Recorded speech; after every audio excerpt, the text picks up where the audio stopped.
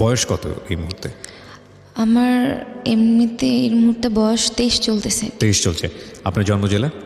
জন্ম জেলা নেত্রকোনা। নেত্রকোনা থেকে আপনি আমাদের এখানে এসেছেন? জি। হ্যাঁ, নেত্রকোনা থেকে শুধু উনি আসেনি, উনি গত একদিন স্টে করেছে আসলে ঢাকা শহরে এই জীবন গল্পটা বলার জন্য।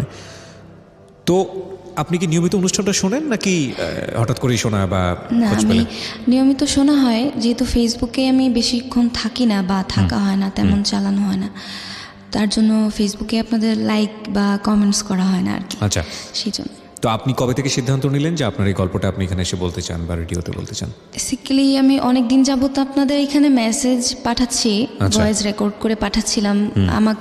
আমার এখানে অনেক দিন আগে আপনার নাম্বার থেকে ফোন গেছিল, একটা বাংলানিক নাম্বার থেকে আমি ফোন মানে ভয়েস রেকর্ডটা পাঠিয়েছিলাম আর কি। আচ্ছা। তো ওখান থেকে আমাকে ফোন দেওয়া হয়েছিল, কিন্তু আমি তখন কলটা রিসিভ করতে পারিনি। ওকে। তারপরে আমাকে যখন পরশুদিন ফোন দেওয়া হলো, তখন আমি দেখতে পারি যে এটা আপনাদেরই নাম্বার। পরে আমাকে আপনাদের এখানে একজন কলিগ ফোন দিয়ে বলল, আপনি যেটা হয়েছে যে আপনি বেশ কিছুদিন ধরেই ট্রাই করেছেন আসলে। ট্রাই করছি। ওকে, ঠিক আছে। তো শুরু করি। আমি নিজেও জানি না আসলে ইনফ্যাক্ট আপনার গল্পটা কি। Safwan suggested about your story and you are in the chair right now. ঠিক আছে, শুনি আমরা।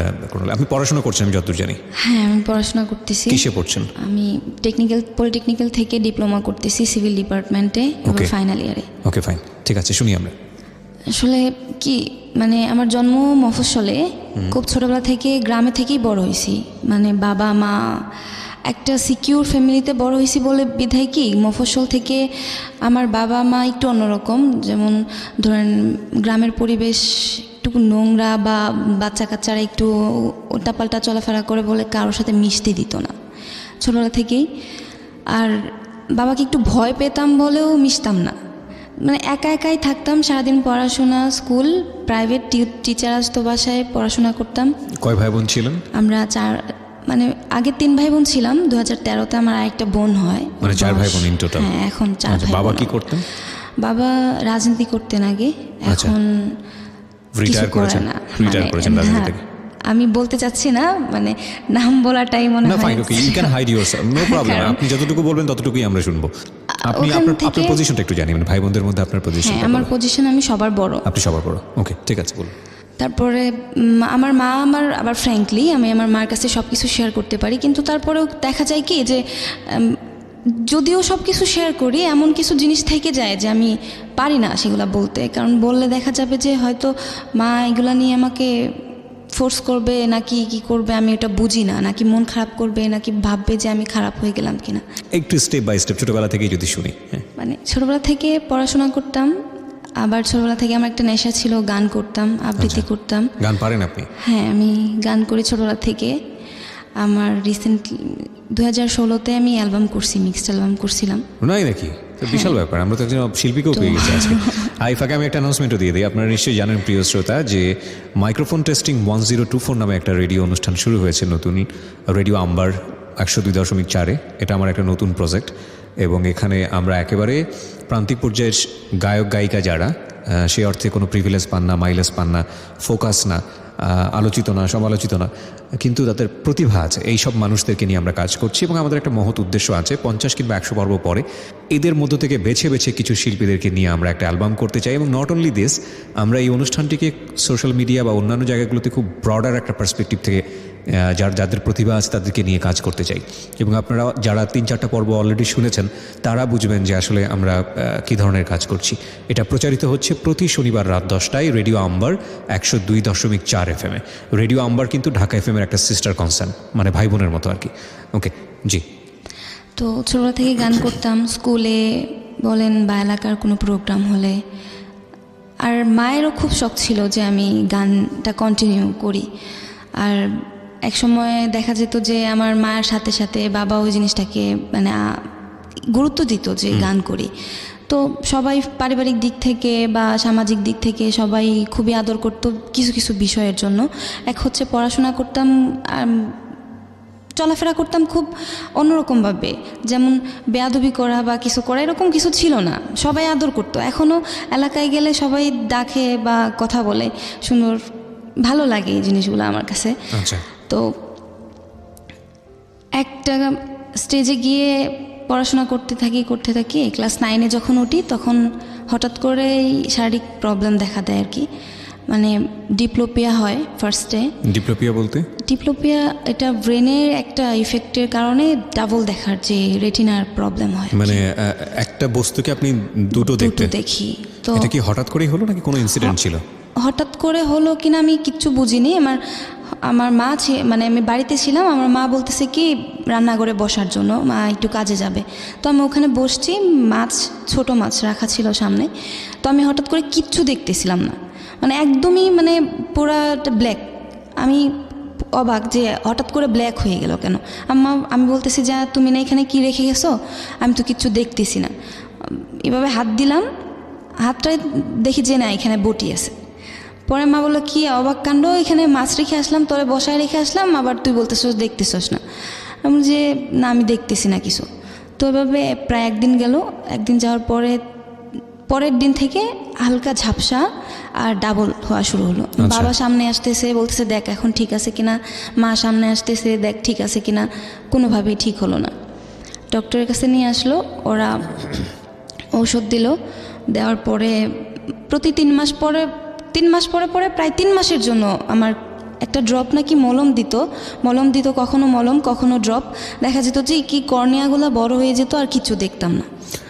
ওই সময়টা থেকে ডায়াগনোজ করা মানে ধরা পড়েছে যে অসুখটা কি, নাকি এমনিতেই শুধু ট্রিটমেন্ট চলছে? ট্রিটমেন্ট চলতেছে, মানে ডায়াগনোসড হচ্ছে যে ডিপ্লোপিয়ার জন্য এটা হয়েছে। আচ্ছা। তো তারপরও ওরা ট্রিটমেন্টটা ঠিকমতো করে নাই।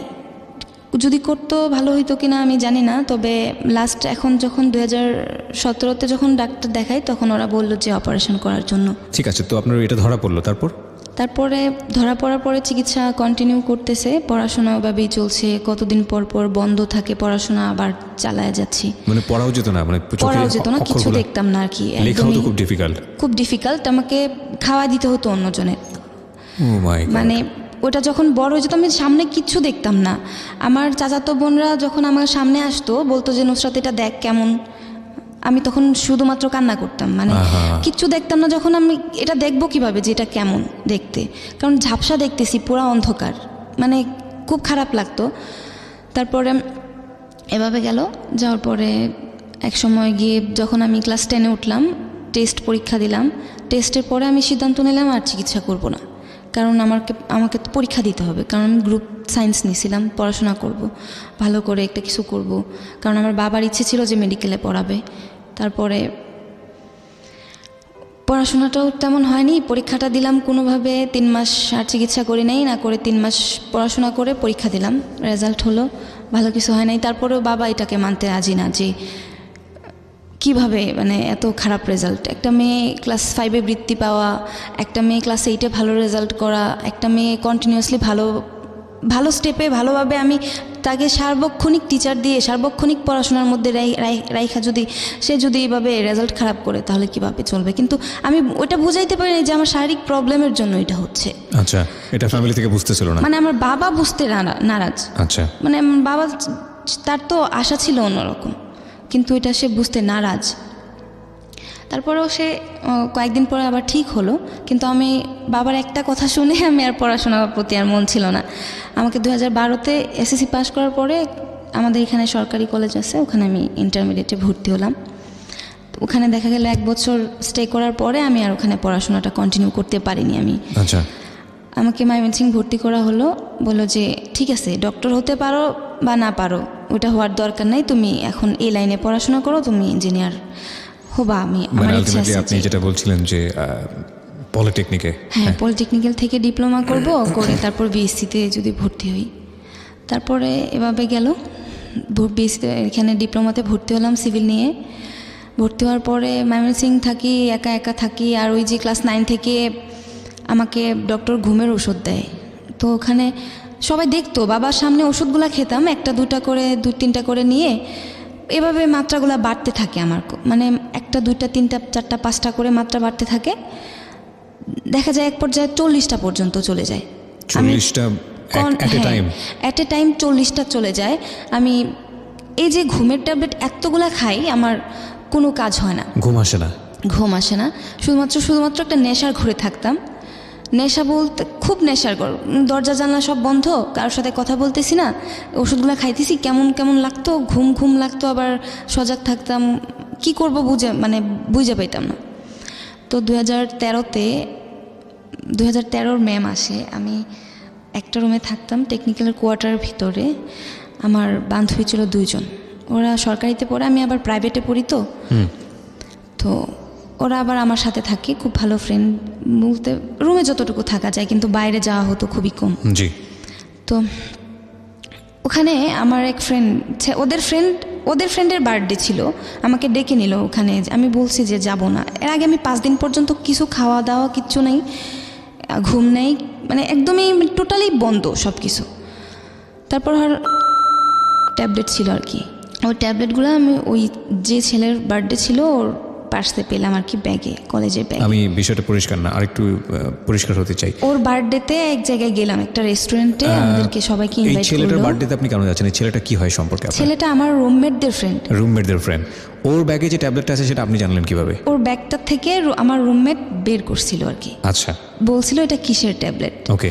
আর ও বলছিল যে এটার ট্যাবলেট, কিন্তু ওই ছেলে জানতো না যে আমি কন্টিনিউয়াসলি ঘুমের ট্যাবলেট তখনও খাই। তারপর ওর কাছ থেকে ও নাবিয়া আমার ফ্রেন্ড ছিল যে, সে বলল যে সে যখন শুনলো যে এটা ঘুমের ওষুধ, তখন তাড়াতাড়ি করে ওটা ওই ছেলের কাছে দিয়ে দিল, দিয়ে বলল যে এটা সেভ কর, কারণ সাথে প্রবলেম আছে। তো আমি বললাম কিসের প্রবলেম নাবিয়া, তুই এরকম বললি কেন? তো বলতেছে না কোনো প্রবলেম নাই, এটা সেভ করতে বলছে ওকে।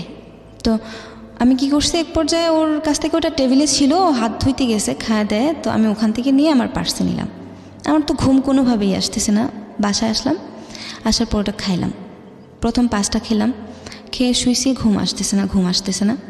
তারপর সব যতগুলো ছিল এখানে 12টা না কয়টা ট্যাবলেট ছিল, সবগুলো খাইলাম আমি। খাওয়ার পরে ওরা প্রাইভেটে চলে গেছে, আমি রুমে একা, দরজা ভিতর দিয়ে মারা ছিল না, কারণ আমি তার আগেই ঘুমিয়ে পড়ছিলাম।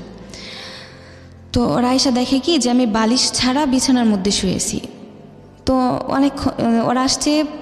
ওরা বের হয়ে গেছে 4টার দিকে, আসছে 6টার দিকে, তখন এসে দেখে যে আমি শুয়ে থাকার পরে আমাকে আমার আরেকটা ফ্রেন্ড ছিল যে আমার রুমমেট, ও আমাকে মাথার নিচে বালিশ দিছে। বুঝতে পারে নাই যে আসলে কি হয়েছে, ও ভাবছে আমি ঘুমাচ্ছি, আর ডাকতেছে যে নামাজ পড়ার জন্য, মাগরিবের নামাজ পড়ার জন্য। কারণ দেখা যেত কি 3 জন একসাথে নামাজ পড়তাম, ও একসাথে খাওয়া দাওয়া ঘুম সব কিছুই কন্টিনিউ ছিল, কারণ একই ব্যাচের ছিলাম, তো সমস্যা হতো না।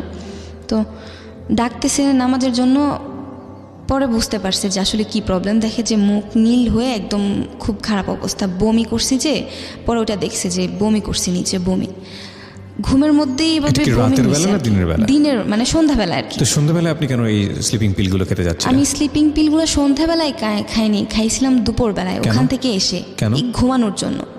কারণ আপনার বিষয়টা কি এরকম ছিল? এর আগে 5 দিন ঘুম হয়নি। ওকে। আর ঘুম না হইলে দেখবেন কি যে খাওয়া দাওয়া ঠিক মতো হয় না, সবকিছু এলোমেলো হয়ে যায়, একদম এলোমেলো হয়ে যায়। তারপরে ঘুম হয় না, খাওয়া দাওয়া হয় না। তারপর আমি ঘুমাবো বলে ওই ট্যাবলেটগুলো খাইলাম। আমি ভাবছি যে আগে যেরকম কন্টিনিউ খাই তার জন্য মনে হয় প্রবলেম হবে না, আমি ঘুমাইতে হয়তো ঘুম একটু হবে, কারণ পাওয়ার যেহেতু বেশি। তারপরে ঘুম হয় নাই, বরং অসুস্থ হয়ে গেলাম। হসপিটালে নেওয়া হলো, ভর্তি হলাম, ভর্তি রাখলো। সবাই এই যে প্রশ্ন করতেছে, কোনো প্রশ্নের উত্তর পায় না আমার কাছ থেকে, কারণ আমি তো অন্য কোনো কারণে আমি খাই না এটা যে প্রশ্নের উত্তর পাবে আমার কাছ থেকে। তারপরে এই ঘটনা শেষ, আমি ঠিকমতো চলতেছি, আবার লাইফ লিভ করতেছি। একটা সময় এসে আবার কি প্রবলেম হয় জানেন, হঠাৎ করে আমার প্যারানর্মাল প্রবলেম হয়ে যায়। অবাক লাগে আমার কাছে যে প্যারানর্মাল কেন হলো আমার, মানসিক প্রবলেমে। আমাকে দেখা যাচ্ছে যে ধরে রাখা যাচ্ছে না, আমার কিছু মনে থাকতেছে না। 3 দিন 4 দিন পরে আমার সেন্স আসতেছে যে সাইকিয়াট্রিক প্রবলেম। হ্যাঁ, 3 দিন 4 দিন পরে আমি বলতে পারতেছি যে আসলে আমি কে। কিন্তু এই যে চিকিৎসা করাচ্ছে এখন, ইন দ্য মিন টাইম কোনো চিকিৎসকের কাছে যাওয়া বা কারো কাছে যাওয়া? না, এরকম কিছু হয়নি, কারণ গ্রামে তো, আমি এখান থেকে আমাকে গ্রামে নেওয়া হয়, অনেক প্রবলেম হয় ওখানে। তারপরে এরকম অসুস্থ থাকার পরে আবার লাইফটা ঠিক মতো চালাচ্ছিলাম, পড়াশোনা করতেছি, পরীক্ষা দিচ্ছি, রেজাল্ট ভালো হচ্ছে। আবার আমি একটা জিনিস, পরীক্ষার মধ্যে ফার্স্ট ক্লাস ছিল, রেজাল্টগুলো যতগুলো পরীক্ষা দিলাম ফার্স্ট ক্লাস, কখনো খারাপ হয়নি, কারণ আমি চাইতাম কি যে রেজাল্টটা ভালো হোক। আচ্ছা। পড়াশোনাটা ঠিক করতাম। তো ওই যে একঘেয়েমি ব্যাপার থেকে আবার আমি এখান থেকে চলে যাওয়ার পরে, এই ঘটনার পরে যখন আমি ঘুমের ট্যাবলেট খেয়ে যখন হসপিটালে যাই, তখন আমাকে বাসার আঙ্কেলে বলে যে তুমি এইভাবে অসুস্থ হয়ে পড়লে তোমাকে এখানে দেখাশোনাটা করবে কে, আর এখানে তো একটা প্রবলেম, তুমি এখানে থাকবা, লোকেরা আশেপাশে লোকেরা খারাপ বলবে, আমাদের বলবে যে মেয়েটা এরকম করতেছে, পাগলামি করতেছে, অথচ তারা তো বুঝবে না যে তোমার প্রবলেমটা কি। ঠিক আছে, সমস্যা নেই, আমি এখানে থাকবো না, আমি হোস্টেলে চলে যাচ্ছি। এই বলে আমি আমার কলেজ হোস্টেলে উঠলাম। ওঠার পরে ওখানে কেউ নাই, কারণ আমার 5 তলায় থাকতো সব উপজাতি মেয়ে নার্সিংয়ের, আর আমি 6 তলায় থাকি। 6 তলায় শুধুমাত্র আমরা 2 জন, এত বড় হলরুম 2টা, তার মধ্যে 2 জন, আমি আর নার্সিংয়ে আরেকটা মেয়ে মুসলিম। তো 2 জন থাকি, ওর মতো ক্লাসে চলে যায়, আমি আমার মতো আবার এক গেমই লাইফ, সারাদিন ফেসবুকিং, কারোর সাথে তো, কারণ লাইফে তো আমার কোনো বন্ধু নাই, এছাড়া আমার কোনো বন্ধু নাই, ফেসবুক ছাড়া আমার কোনো বন্ধু ছিল না। তারপরে ওখান থেকে একটা ছেলে ছিল, নাম আসিফ। ওকে, আমরা এইখানে একটা ছোট্ট বিরতি নিতে চাই। ঠিক রাত 12টায় আমরা ফিরবো। আপনারা শুনছেন জীবন গল্প, আমার সঙ্গে আমি আরজি কিপ্রিয়া আপনার সঙ্গে রয়েছি। তারপরে ও আমার কাছে পরিচয় দিছিল যে সে সেনাবাহিনীর ক্যাপ্টেন। আচ্ছা।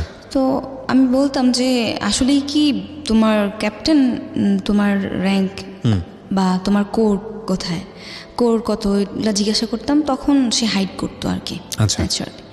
তো এমনিতে কি প্রোফাইল দেখে বোঝা যাচ্ছিল যে ও আর্মিতে কাজ করে বা এরকম? হ্যাঁ, আর্মিতে কাজ করে তা বোঝা যেত, কিন্তু আসলেই যে সে ক্যাপ্টেন সেটা আমি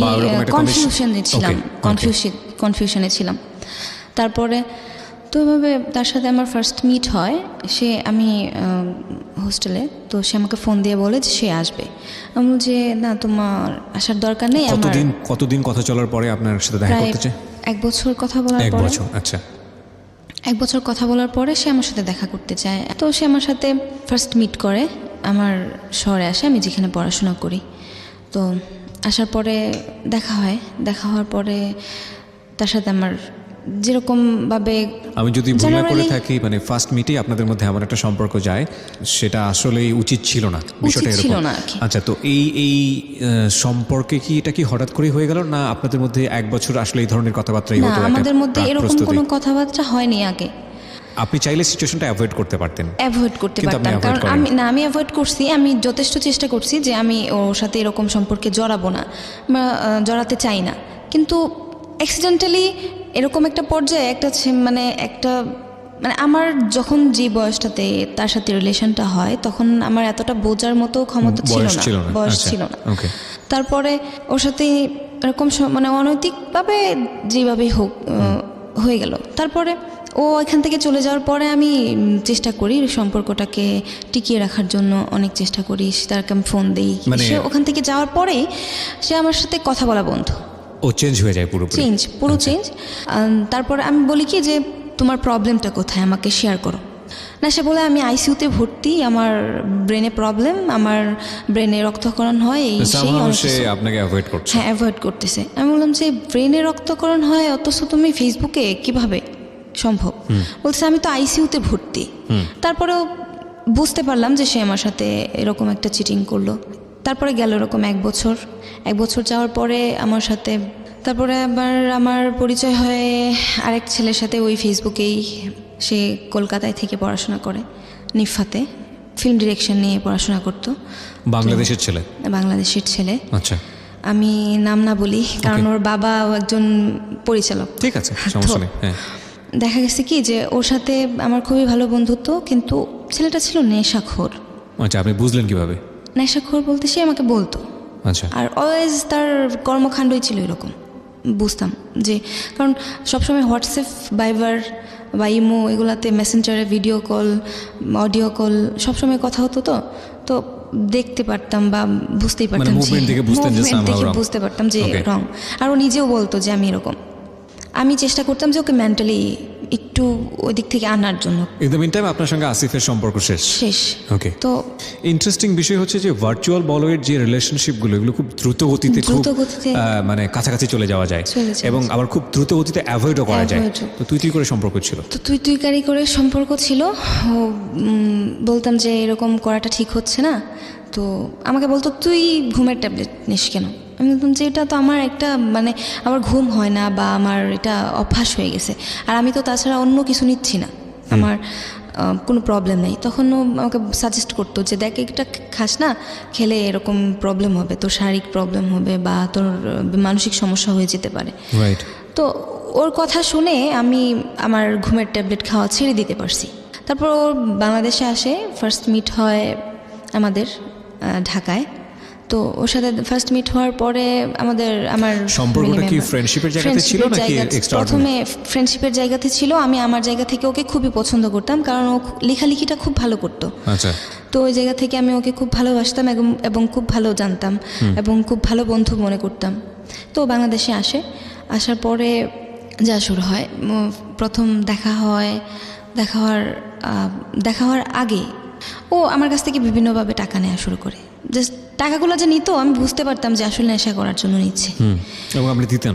আমি দিতাম, কারণ জানতাম কি যে বাসায় চিল্লাপাল্লা করতেছে, ভাঙচুর করতেছে, খুবই বাজে অবস্থা আর কি।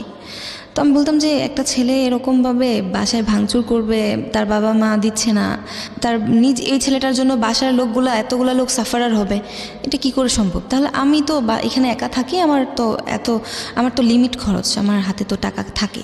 তো আমি ওটা দিয়ে দিতাম। আমি বলতাম যে ঠিক আছে, তুমি আমার কাছ থেকে নাও, আমি তোমাকে দিচ্ছি। ও পরবর্তীতে যখন আমার কাছ থেকে একবার, দুইবার, তিনবার নিল, তখন থেকে দেখা যায় যে ও নিজেই আমার কাছে চাওয়া শুরু করলো যে আমার এত টাকা লাগবে, কিন্তু বিভিন্ন ওয়েতে। ও বলতো যে আমাকে আজকে থানায় ধরে নিয়ে গেছে, আমার এত টাকা লাগবে, আমাকে ছুড়াইতে হবে, বাবা শুনলে হার্ট স্ট্রোক করবে, মা শুনলে এরকম হবে।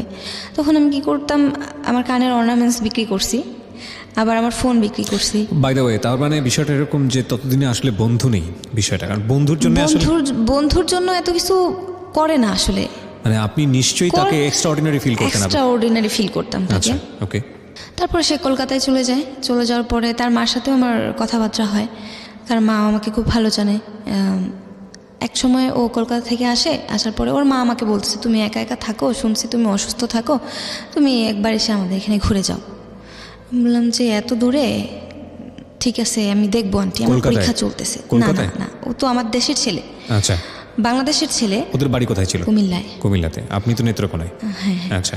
তো ওখান থেকে আমার পরীক্ষা চলতেছিল, আমি আবার ইন্টারমিডিয়েট দিচ্ছিলাম। তো ও আসছে বাংলাদেশে, একটা সুযোগ যে ওর সাথে দেখা হবে।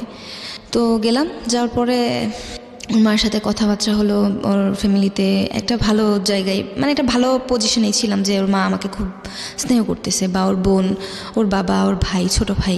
হঠাৎ করে আমার আর ওর মধ্যে ক্লোজলি একটা রিলেশন চলে যায়। তো ওর মা ফার্স্ট রিলেশনশিপে যেই ভুলটা ছিল, সেকেন্ড রিলেশনশিপে ওর সাথে সেকেন্ড দেখা হওয়ার পরে ওর সাথে ক্লোজলি আবার আমার ক্লোজ রিলেশনে চলে যাই। আচ্ছা। সো আপনার এই জায়গা থেকে এটা আপনি বলছেন যে ইনসিডেন্টালি এই জিনিসটা হয়ে গেছে। তারপর হয়ে গেছে, সে আমাকে মেন্টালি সাপোর্ট করলো, আমাকে বললো যে দেখ, এটা আমাদের যখন বিয়ে হবে তখন হয়তো এই জিনিসগুলো মনে পড়লে। কি বিয়ের ব্যাপারটা এসেছিল আপনাদের লাইফে? না, এই ঘটনার পরে। আচ্ছা। তারপরে ওখান থেকে ওদের বাসায় ছিলাম 3 দিন থাকার পরে আবার আসলাম আমার এখানে। ও আবার মেন্টালি সাপোর্ট দেয়, বলে যে দেখ, আমাদের মধ্যে যেহেতু এরকম ক্লোজ হয়ে গেছি আমরা, তখন আমাদের মধ্যে বিয়ে হওয়ার পরে হয়তো দেখ এগুলো ঘটনাগুলো মনে পড়লে আমরা হাসবো, কারণ অতীত কখনো কখনো হাসায়, আমাদের অতীতগুলো হয়তো আমাদের হাসাবে যে এরকম প্রবলেম হয়েছে। একটা বিষয় আমাকে একটু বলেন, এতগুলো যে বিষয় আপনার জীবনে চলে আসছে, র্যান্ডামলি আসছে, আপনি একটা বাসায় গিয়ে 3 দিন থাকছেন, এটা কি আপনার ফ্যামিলি জানতো? যেহেতু আপনার ফ্যামিলি আপনার ব্যাপারে অনেক বেশি কনজারভেটিভ ছিল, আমি যতদূর জানি। শুধুমাত্র আমি আমার মার কাছে সবকিছু শেয়ার করতাম, আমার মাকে বলতাম যে আমার মা আমি এই জায়গায় যাচ্ছি, মা না করতো। ওকে। তারপর ওর সাথে ও আপনাকে বলে যে এটা বিয়ের পরে ওটা ফান হয়ে যাবে, বা মনে পড়বে, আমাদের তখন হাসি পাবে। আমি বললাম যে ঠিক আছে, আচ্ছা জিনিসটা মেনে নেওয়া যায়, কারণ যেহেতু তোমার মা আমার গুরুজন, আমাকে শাসন করতেই পারে, আমি কিছু মনে করিনি। আমার ভালো লাগছে, আমার মাও যদি এরকম এই জায়গাটাই থাকতো, হয়তো আমার মা এরকম শাসন করতো, আমার বাবা যদি এই জায়গাটাই থাকতো। মানে বিষয়টা কেন্দ্র করে আপনাদেরকে শাসন করা হয়, মানে আপনাকে শুধু শাসন করে নাকি ওকেও করে? আমাকে তেমন কিছু বলা হয়নি, শাসনটা ওকে করা হয়, কিন্তু আমার সামনে। যেহেতু ওকে আমার সামনে শাসন করা হয়, সেহেতু আমার জিনিসটা আমারও লাগে যে আমি তো সামনে ছিলাম, কারণ যেহেতু দুজনের ধারায় একটা ইনসিডেন্ট ঘটলো, সেহেতু আমরা দুজন সাফারার, এবং আমরা দুজনেই অপরাধী, এবং শাস্তিটা আমাদের দুজনেরই। হ্যাঁ, এবং যা বলা হচ্ছে সেগুলো সবগুলো আমাদের দুজনের জন্য, একার জন্য হতে পারে না। তো আমি মেনে নিলাম, আমি বললাম যে ঠিক আছে, আমি তোমার মাকে সাপোর্ট করি, ঠিক আছে আমি দেখবো আমি তোমার মাকে হ্যান্ডেল করা যায় কিনা, বা তুমি তোমার দিক থেকে তোমার পরিবারকে হ্যান্ডেল করার ট্রাই করো। তো ও বললো যে ঠিক আছে। এই কথা বলে আমাদের মধ্যে ওরকম রিলেশনটা কন্টিনিউ হচ্ছে। তো আমি বাড়িতে, আমার পরীক্ষা শেষ, সেখানে আমি চলে গেলাম আমার দেশে। যাওয়ার পরে আমার ফ্যামিলি থেকে আমাকে মানে একটু, আমার বাবা একটু আবার অন্যরকম হয়ে গেল হঠাৎ করে, কি জন্য জানি না। মানে আমি আমার বাবার সাথে কি ঘটনার জন্য আমি জানি না কেন হঠাৎ করে আমি আমার দেশ ছেড়ে, আমি আমার পড়াশোনার জায়গা ছেড়ে সব কিছু ছেড়ে আমি ঢাকাতে চলে আসলাম। ইভেন আমার এইটুকু মনে আছে যে আমি বাড়ি থেকে যখন চলে আসতেছি আমার মা পিছনের দিকে তাকাইছে, আমি কথা বলি নাই আমার মার সাথে। মানে হঠাৎ করে আমি কি মেন্টালিটি নিয়ে আমি হঠাৎ করে আমার মার সাথে এরকম রাগ করলাম, বাবার সাথে এরকম রাগ করলাম। একটা বছর আমি বাড়ির থেকে বাইরে, আমি কারোর সাথে কথা বলিনি। আমার মার সাথে কথা হতো মাঝে মধ্যে, কিন্তু আমি দুইটা ঈদ আমি বাইরে করছি আমার ফ্যামিলি ছাড়া, একা একা। আমি এটা মনে পড়বে আমার সারা জীবন যে আমি আমার বাবার সাথে কথা বলিনি, আমার বাবারে বাবা বলে ডাকিনি। আর সেই বাবা আমাকে অসুস্থ অবস্থায় আমাকে ঢাকায় চিকিৎসা করে আবার বাড়িতে নিয়ে গেছে। আর সেই বাবা আমি একটু অসুস্থ থাকলে, মানে আমি একটু অসুস্থ থাকলে প্রচুর কান্নাকাটি করবে, দেখবেন যে সে তার মধ্যে নাই, আমি মনে হয় যে তার লাইফের একটা অংশ। বাহ। হ্যাঁ, তারপরেও ফ্যামিলিতে একা একা আমার বোরিং লাগতেছে, আমি ভালো লাগতেছে না, আমি থাকবো না। আমার পরিচিত একজন ছিল, তার সাথে যোগাযোগ করলাম, যোগাযোগ করে আমি চলে আসলাম ঢাকায়। ঢাকায় এসে একটা জব নিলাম প্রাইভেট একটা আইটি ফার্মে মার্কেটিং এক্সিকিউটিভ হিসেবে কাজ করলাম অনেকদিন। পড়াশোনা কি তখন কমপ্লিট নাকি? না, আমার পড়াশোনা তখন কন্টিনিউ চলতেছে। ওকে। আমি এখানে চলে আসার পরে এখানে জব নিলাম, জব নেওয়ার পরে কাজ করতেছি কন্টিনিউ। আবার আরেকটা ঘটনা ঘটে যায় এর মধ্যে। আমি তখন বাড়ি থেকে যখন বেরিয়ে আসি, তখন আবার আমি যে অ্যালবামে গান করি, মিক্সড অ্যালবামে। তো আমার মিক্সড অ্যালবামে আমি আবার জব নেওয়ার সময় আমার অফিসে বলে নিই যে স্যার আমি গান টান করি, আমাকে মাঝে মাঝে ছুটি দিতে হবে, বা আমার যখন স্টুডিওতে যেতে হয় আমাকে যখন আমার শিডিউল থাকে আমাকে ছুটি দেবেন। তো ওরা বলে যে ঠিক আছে যাও, তুমি যেহেতু গান করো, আমাদের অফিস থেকে তোমাকে যতটুকু ফেসিলিটি দেওয়া প্রয়োজন আমি তোমাকে ততটুকু ফেসিলিটি দেব। তো ওরা আমাকে যথেষ্ট হেল্প করে। আমার যখন ফার্স্ট রেকর্ডিংয়ের ডেট ছিল, আমি অফিস থেকে ছুটি নিয়ে যাই। তো ছুটি নিয়ে যাওয়ার পরে ওখানে যার সাথে আমার অ্যালবাম গান করি, তার রাত হয়ে যায় অনেক, মানে প্রায় 2টা বেজে যায় স্টুডিওতে রাতে। তো আমি বলছি এখন তো আমি যে বাসায় থাকি গেট লাগাই দিছে, এখন আমি বাসায় যাব কি করে, কারণ বাসায় যাওয়া সম্ভব না। তো বলতেছে আমার মা বাসায় নেই, তুমি যদি চাও তাহলে আমার বাসায় যেতে পারো, আমার বাসায় একটা বোন আছে থাকে আর কি। আপনি কার কথা বলছেন? মানে ওই যে ইন্ডিয়াতে পড়াশোনা করেন? না, তাহলে তখন তো ওর সাথে আমার রিলেশনশিপটা ক্লোজ কেন হলো? হঠাৎ করে ওই ছেলে আমার সাথে হঠাৎ করে কথাবার্তা বন্ধ। Second time same incident? না, বন্ধ বলতে আমি যখন ওই অফিসেও জব করি তখনও আমি ওকে টাকা পাঠাইছি। আচ্ছা। মানে আসলে ওর সাথে আমার সম্পর্কটা ক্লোজ হয় কেন আমি নিজেও জানি না, কারণ ওকে যখন আমি বলতাম যে আমি তোমাকে একটু দেখবো, তুমি একটু আসো, বা আমার তোমাকে দেখতে খুব ইচ্ছে করতেছে, তুমি একটু আসো, তখন ও আমার কাছ থেকে টাকা নিত বারবার যে আমি আসতেছি, কিন্তু আসতো না, অকারণে গ্যাঞ্জাম করতো। তখন এইগুলা থেকে আপনি কার বাসায় যাওয়ার কথা বলছেন? এই ছেলেটাকে আমি যার সাথে গান করছি আর কি। ও গান করেছেন যার সঙ্গে, তার সঙ্গে কোথাও একটা ফাংশন শেষ করে তার বাসায় থাকার কথা। কারণ আমরা এখান থেকে একটা বিরতি নেব প্রিয় শ্রোতা, ছোট্ট একটা বিরতি, মাত্র কয়েক মিনিটের। এরপর আমরা আবারও ফিরে আসছি জীবন গল্পে। আশা করছি আমাদের সাথেই থাকবেন। নুসরাত রয়েছে আজকে আমাদের সঙ্গে, এবং ফার্স্ট আওয়ারের প্রথম আধা ঘন্টা মতন আমাদের সঙ্গে ছিলেন জামান। আজকে দুজনের আসলে জীবনের গল্প, আর কোনটা আসলে আপনার কাছে আপনার মেসেজের জায়গা থেকে উপকারী হবে সেটা আপনি নির্ধারণ করবেন। ওখানে স্টে করলাম। স্টে করার পরে জানি না আসলে ওটাকে আমি ভালোবাসা বলবো না কি বলবো। ও আপনাকে কি বলে ইনভাইট করেছিল যে বাসায় কেউ নেই, so you can stay with me? কারণ যেহেতু তোমার বাসায় তুমি যেতে পারবে না, সো আমার বাসায় থাকতে পারো। বাট উনি বলেছিল যে আমার বাসায় কেউ নেই বা? না, এরকম কিছু বলেনি। ও বলছে যে ওর বাসায় বোন আছে, ওর বাসায় বোন আছে, ওকে ভাই রাখে, ওর বাসায় থাকে সাবলেট ভাড়া, ওর বাসায় বোন আছে, ও তাই বাসায় যাইতে বলছে। কিন্তু আমি যাওয়ার পরে দেখি যে কেউ নেই বাসায়। অ্যাটলিস্ট আমরা দুজন ছিলাম রেকর্ডিংয়ে, আরেকটা ছেলে ছিল গান করলো, ও ছিল আর আমি ছিলাম। তো আমাদেরকে নিয়ে গেল বাসায়, কিন্তু গিয়ে দেখি যে ওই মেয়ে নেই। আমাদেরকে বলতে আপনার সঙ্গে আরও একজন ছিল? আরও একজন ছিল। ওকে।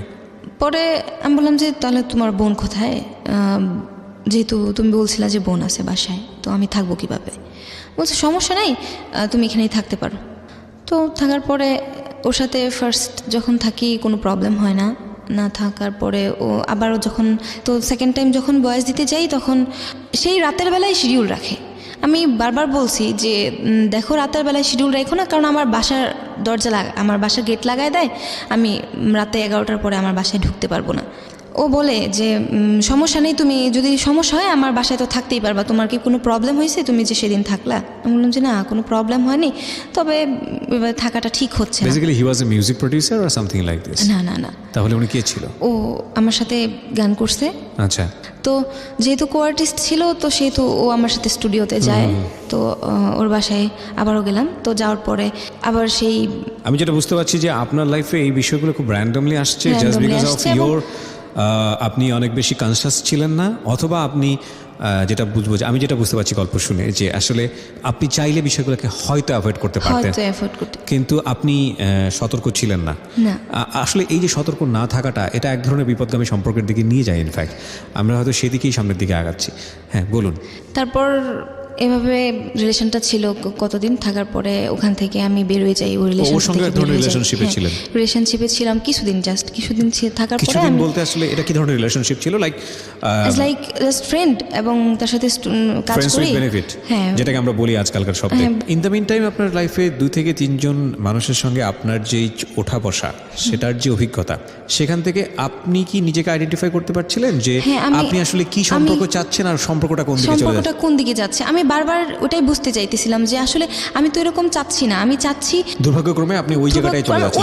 ওই জায়গাটাতে আমি বারবার ধাক্কা খেয়ে কেন ওই জায়গাটাতেই গেছি আমি জানি না। তো এটা কেন হচ্ছিল? আপনি খুব রক্ষণশীল পরিবারে বড় হয়েছেন সে কারণে কি, নাকি অন্য কোনো ডিফল্ট ছিল আপনি বুঝতে পারছিলেন না? আমি কোনো কিছুই বুঝতে পারতেছিলাম না, কারণ ওই যে বললাম যে আমার বোঝার যে ক্ষমতাটা, ওটা হওয়ার আগে আমি ওই সম্পর্কগুলো নষ্ট হয়ে যায়। মানে আপনি আসলে সম্পর্কে একটা কনক্লুশনে আসার আগেই, অভিজ্ঞতা পাওয়ার আগেই সম্পর্কটা নষ্ট হয়ে যায়।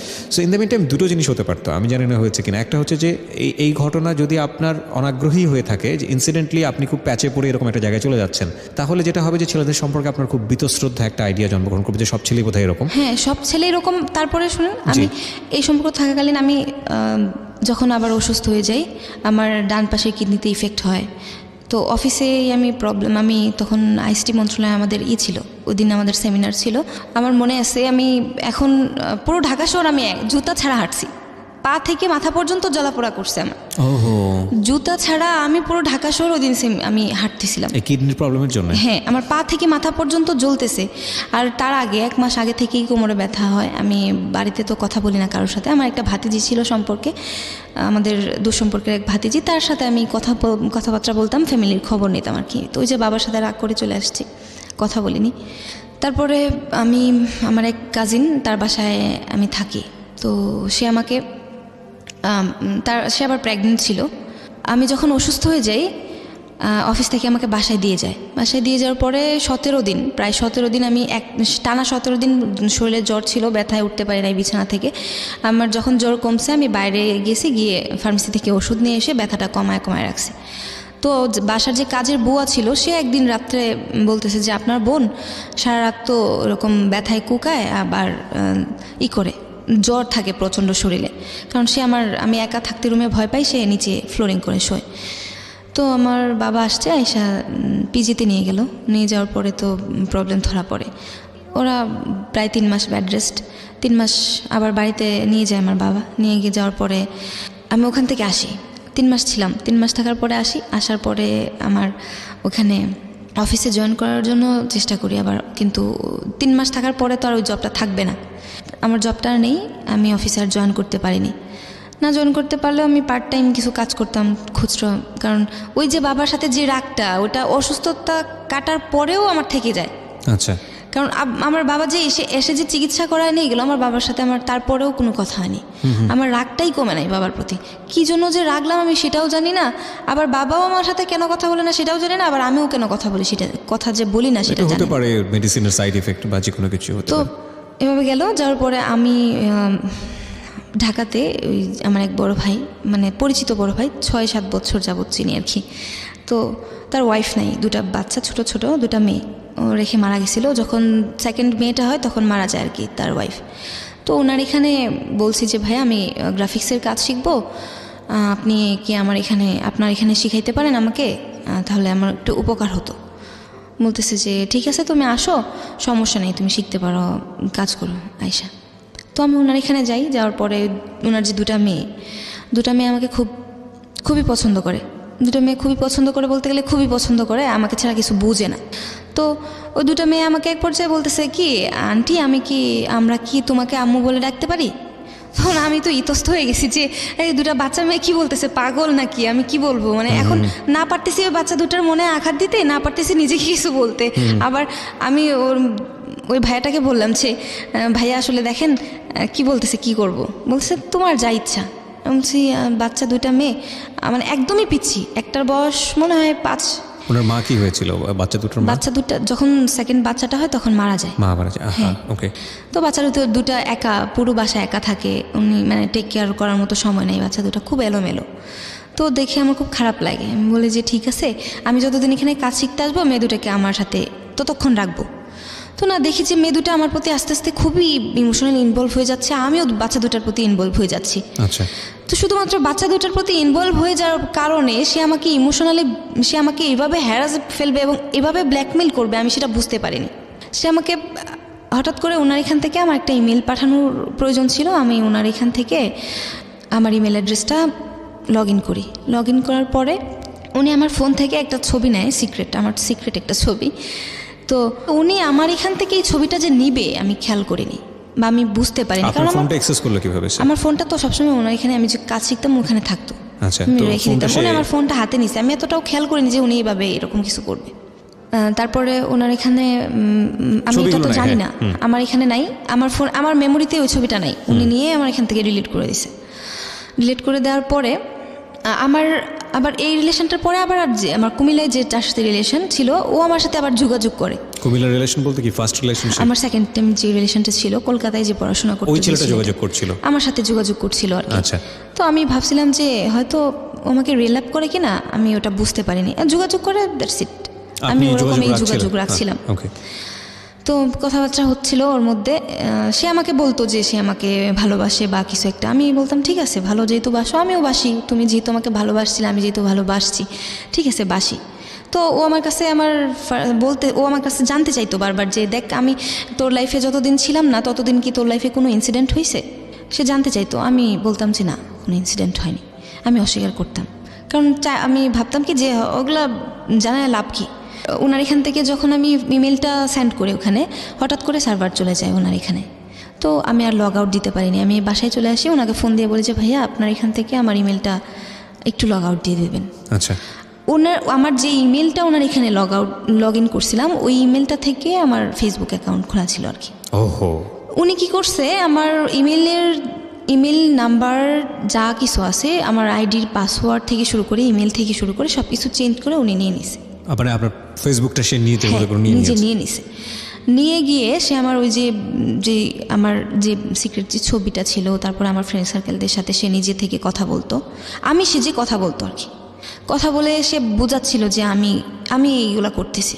সে এইগুলা স্ক্রিনশট দিত, দিয়ে পাঠাতো ওই যে কুমিল্লার ছেলের কাছে, কারণ উনি জানতো যে আমার ওই ছেলের সাথে রিলেশন।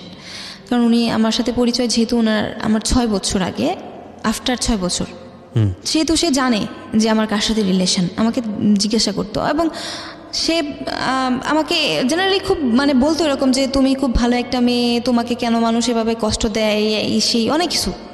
আমি বলতাম যে লোকটা এরকমই মনে হয় ভালোই, কারণ 2টা মেয়ে আছে, আসলে 2টা বাচ্চাকে আমি এরকমভাবে দেখতেছিলাম আর কি। তখন সে আমাকে জেনারেলি খুব বেশি হ্যারাস শুরু করলো এবং আমাকে ব্ল্যাকমেইল করা শুরু করলো। ব্ল্যাকমেইল কিভাবে করলো? আমাকে বিয়ে করবে, হ্যাঁ, নয়তো আমাকে আমার ক্ষতি করবে। ততদিনে কি আপনি বুঝতে পারছিলেন যে আপনার ফেসবুক আইডিটা উনি হ্যাক করেছে? হ্যাঁ, উনি হ্যাক করছে, কারণ আমি তো তখনই বুঝতে পারছি, কারণ উনি তো আমাকে বলছে, বলে দিয়েছে। হ্যাঁ, বলে দিছে। এবং এটা আমাকে নিজে বলে নাই সে, কারণ সে নিজে বলছে তখন, কারণ ওনার এখানে একজন আমি নাম বলি না, সিনিয়র রিপোর্টার, তার ফ্রেন্ড ছিল। তো উনি আমাকে দেখছে, ওনার এখানে যে কাজ শিখতে যাই, তো উনি এই কাজগুলা দেখতেছিল যে এই লোকটা বসে বসে আমার আইডি থেকে এই কাজগুলা করতেছে। তো উনি যখন আমাকে ফোন দিয়ে বললো যে আপনি নুসরাত? আমি বললাম যে জি, আমি আপনাকে কিছু কথা বলতে চাচ্ছি। আমি বললাম জি বলেন। বলছে আপনি কি জানেন যে আপনাকে নিয়ে কোনো একটা পার্ট হচ্ছে? আমি বললাম যে না, আমি কি করে জানবো? যে তোমার আইডিটা তুমি তোমার আইডিটা কি তুমি লগ আউট দিয়ে দিছো তোমার ফোন থেকে? আমি বললাম যে হ্যাঁ, অনেকক্ষণ আগে। বলছে তাড়াতাড়ি লগ ইন করে দেখো তো। লগ ইন করলাম, দেখেছি আর লগ ইন হচ্ছে না। আমি বলছি না, লগ ইন হচ্ছে না। বলছে তোমার এই পার্টটাই তোমার সাথে চলতেছে। আমি বলছি কোন পার্ট? বলছে তোমাকে এরকম এরকম সে। উনি আপনার নাম্বার পেলো কীভাবে, ফোন নাম্বার? ওনার এখান থেকে নিছে, কারণ উনি তো বিশ্বস্ত ছিল ওনার। উনি তো বুঝতে পারে নাই যে উনি আমাকে বলে দিবে। ওকে। কারণ ওনার এখানে যে কাজ শিখতে যেতাম উনি আমাকে দেখতো এরকম। আপনাকে বিয়ের প্রস্তাব দিচ্ছিল, তারপর সে আমাকে বিয়ের প্রস্তাব দেয়। আমি বললাম যে কী করে সম্ভব? এটা কোনোভাবেই সম্ভব না। কারণ আপনি একটা বিবাহিত পুরুষ, আপনার দুটো বাচ্চা মেয়ে আছে। আমি এরকম রিলেশনে আর জড়াইতেও চাচ্ছি না। আপনি এরকম কেন করতেছেন আমার সাথে? আপনি কি চান? মানে বিভিন্নভাবে এসে আমার এই করতেছে আর কি, ব্লেম দেওয়া শুরু করছে। এগুলো আমি পরে আর কানে নিই না নিয়ে আমি আমার মতো থাকলাম। ঢাকা থেকে চলে গেলাম। চলে গিয়ে আবার বললাম কি যে লাইফে তো অনেক কিছু করলাম, আমার লাইফে অনেক কিছু ঘটে গেল মাত্র কয়েকটা বছরের মধ্যে। এগুলো আসলে ঠিক হচ্ছে না। কারণ আমি তো এখন আর কাউকে বিশ্বাস করতে পারবো না। কারণ বিশ্বাস করার মতো জায়গাটায় আমি আর নাই। একটা মানুষকে বিশ্বাস করতে, যে মানুষটাকে আমি বিশ্বাস করছি সেই মানুষটাই আমার সাথে এরকম করতেছে। মানে কন্টিনিউ আমি একটার পর একটা এরকম ঘটেই গেছে। তারপরে আমি আমার মতো করে আবার চলে গেলাম বাড়িতে। গিয়ে আমার ফ্যামিলিতে বললাম যে আমার যা হোক করছি, আমি ভুল করছি। আমি বাবার কাছে বললাম যে সরি। বাড়িতে চলে গেলাম। চলে যাওয়ার পরে মা বললো ঠিক আছে। মাকে তো আর এত কিছু শেয়ার করিনি, কারণ শেয়ার করার মতো তো পরিস্থিতি আমার নাই। কারণ সবগুলাই তো একটার পরে একটা সবগুলো অপরাধ। তো মাকে বললাম যে মা, আমি আবার পড়াশোনা করতে যাচ্ছিলাম, আবার কন্টিনিউ আমি আমার কলেজে যাব, বা আমি গ্রাফিক ডিজাইনটা শেখা হলো না? না, শেখা হলো না। ওনার এখানে কিছুদিন থাকার পরেই ওনার এখানে এরকম শুরু হলো। ওনার সাথে কি কমিউনিকেশনটা অফ হয়ে গেল, নাকি সামহাউ উনি আপনাকে ট্র্যাপ করে দিয়েছে? উনি আমাকে ট্র্যাপ করতেছিল, আমি আমার নাম্বার সব বন্ধ করে দিয়েছি, ক্লোজ। আচ্ছা, একদম ক্লোজ। আমি বলছি যে ঠিক আছে, ফেসবুকে যা ইচ্ছা তাই করো, আমি দেখবো না, কিচ্ছু না, নিজের মতো করে করো। আমরা বিরতি নেব এখানে, একটা প্রিয় শ্রোতা, ছোট্ট একটা বিরতি। গল্পের একবারে শেষ ভাগে চলে আসছি। আজকের এই গল্পের একটা বারবার যখন শুনছিলাম যে আসলে মেসেজটা কী হতে পারে, আমরা আমাদের ব্যক্তি জীবনে যে শিক্ষাটা লাভ করি, আমাদের পাঠ্য বই থেকে বলেন বা একাডেমিক এডুকেশন থেকে বলেন, কিন্তু আমাদের পরিবেশগত বা সামাজিক যে শিক্ষাগুলো, সেগুলো কিন্তু খুব গুরুত্বপূর্ণ। এবং সেখানে আসলে ভুল শিক্ষাটা যদি চলে আসে, তাহলে কোনো না কোনোভাবে আমরা এই রকম ঘটনার মুখোমুখি হতে পারি। সুতরাং সেই জায়গাটি থেকে আজকের এই গল্পটিকে আপনি কিভাবে নেবেন, সেটা কিন্তু একটু ভাবার বিষয়। আমরা ছোট্ট একটা বিরতি নিচ্ছি। আমি বাড়িতে চলে গেলাম। আমার পড়াশোনাটা সবকিছু কনভিন্স করে আমি বাড়িতে চলে গেলাম। চলে গিয়ে আবার পড়াশোনাটা কন্টিনিউ করার জন্য আবার আমি আমার মানে যে জায়গা থেকে আমি পড়াশোনা করি সেই জায়গায় চলে আসছি। তো পড়াশোনা করতেছি, পড়াশোনা কন্টিনিউ চলতেছে। এক পর্যায়ে আবার শিল্পকলায় ভর্তি হলাম। ভর্তি হয়ে আবারও গানটা কন্টিনিউ করলাম, যে দেখি আমার গানটায় থাকলে হয়তো বা আমাকে আর কোনো ভুল ছুঁইতে পারবে না, বা আমি কোথাও যাব না, একটা নেশায় থাকবো, একটা ঘোরে থাকবো। তো ওইভাবে লেখাটাও আমি লেখালেখি করতাম, যেহেতু মানে টুকটাক লেখালেখি করতাম, কবিতা লিখতাম, গল্প লিখতাম। তো লেখালেখিটা কন্টিনিউ করতাম আর গানটা কন্টিনিউ করতাম। প্রতিদিন রেওয়াজ করা বাসায়, মানে সব কিছু কন্টিনিউ করে মস্তিষ্কটা একটা জায়গায় স্থির রাখতেছিলাম আর কি, যে দেখি আমি সব কিছু থেকে বেরিয়ে আসতে চাচ্ছি, যে এইগুলা ঘটনা আমার লাইফে যেগুলো ঘটছে আমার লাইফে যেন আর না ঘটে। তো আমি আমার মতো করে গান গাওয়া, প্র্যাকটিস করা, সব কিছুই পড়াশোনা করা। আবার সেই ফেসবুকেই যে আমার সাথে পরিচিত ছিল, তো তার সাথে আমার মাঝে মাঝে কথা হতো, হাই হ্যালো, এটুকুই ছিল। মানে আমার বর্তমানে যার সাথে রিলেশন ছিল আর কি। মানে এর সঙ্গে পরিচয়টা কিভাবে হয়? ফেসবুকের মাধ্যমে? হ্যাঁ, ফেসবুকের মাধ্যমে। আচ্ছা। তো আমি যখন গান করতাম তখন জানতো উনি। ফেসবুক আইডিটাকে আপনি পেলেন পরে নাকি নতুন করে? নতুন একটা আইডি ছিল আমার, সেই আইডিতে। ওই আইডি মানে ওটা আপনি বাদ দিয়ে দিলেন? হ্যাঁ, ওটা বাদ দিয়ে দিলাম, নতুন আইডি নিলাম। তো ওই নতুন আইডি থেকে আমার ওনার সাথে কথা হয়। তো টুকটাক কথা হয়, তো জানতে পারি যে ওনার শোরুম আছে। হ্যাঁ, শোরুম আছে, কম্পিউটার শোরুম, সেলস সার্ভিস। ওনাকে নক করলাম যে ভাইয়া, আমার এরকম ল্যাপটপ প্রয়োজন। পরে বলতেছে ঠিক আছে, আপনি আসেন। তো ফোন দিলাম ওনাকে, ফোন দিয়ে ওনার এখানে গেলাম, কথাবার্তা হলো। আমি আমার মতো করে ল্যাপটপ কিনে নিয়ে চলে আসলাম বাসায়। তো উনি আমাকে বললো যে আরেকদিন আইসেন ম্যাডাম কফি খাওয়ার জন্য। তো বাসায় চলে আসলাম, আসার পরে আর ওনার সাথে কথা হয়নি। 2 দিন পরে আমার মা ফোন দিল, বললো যে তোর কাকার শরীর খুব খারাপ, তুই কি দেখতে আসবি কিনা। আমি বললাম যে ঠিক আছে, আমি রওনা দিতেছি। রওনা দিলাম। রওনা দেওয়ার পরে আমি বাসে তখন উনি আমাকে ফোন দিলেন, বললেন যে আপনি কোথায়। যে আমি সরি, আমি তো আপনার কফি খাওয়ার দাওয়াতটা রাখতে পারতেছি না, কারণ আমার কাকা এরকম সমস্যা, আমার কাকা অসুস্থ। বললো যে ঠিক আছে, আপনি বাসায় যান, জানায়েন কি হয়। বাসায় গেলাম, যাওয়ার পরে দেখি যে কাকা মারা গেছে। আমি যখন গেলাম, গিয়ে দেখি যে কাকা মারা গেছে। যাওয়ার পরে মানে আমার এই কাকারে মানে আমি ছোটোবেলা থেকে খুব বেশি আমাকে আদর করতো এবং আমি খুব পছন্দ করতাম, কারণ ছোটোবেলা থেকে উনি আমাকে ডাকতো, নুসরাত নুসরাত আসো আসো, গান করো, গান শোনাও, বা নুসরাত একটু পরে পরে ডাকো, নুসরাত দেখো আমার ফোনটা কি হয়েছে। মানে মানে একটা জিনিস, আমার ফিলিংটা আমার খুব খারাপ লাগতেছিল। আমি কাকা মারা যাওয়ার পরে আমি ঠিক থাকতে পারিনি। পরের দিন মাকে বললাম যে মা, আমার দেখো বাড়িতে থাকলে আমার মনে হচ্ছে যেন কাকা আমাকে ডাকতেছে, আমার মনে হচ্ছে যেন কাকা আসছে, আমার খুব খারাপ লাগতেছে। তো মা বললো যে এখন কি করবি। আমি বললাম যে আমি চলে যাব।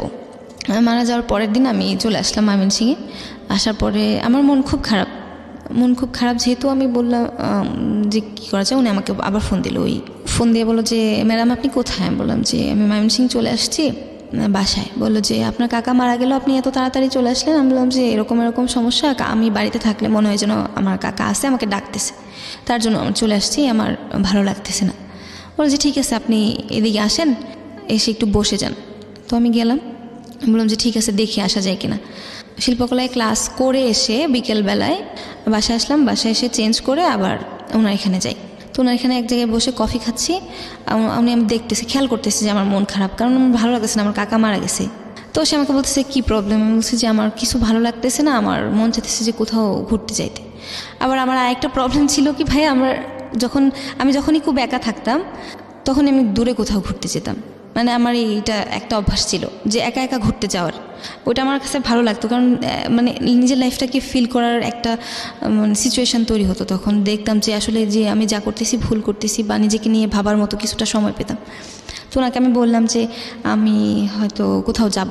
তো সে আমাকে বলল যে আপনি কোথাও যেহেতু যাবেন, আমারও খুব ইচ্ছে করতেছিল যাওয়ার জন্য, তো আমি কি আপনার সাথে যেতে পারি। আমি বললাম যে না, আমি যাব একা, তাহলে আপনি আমার সাথে যাবেন কেন।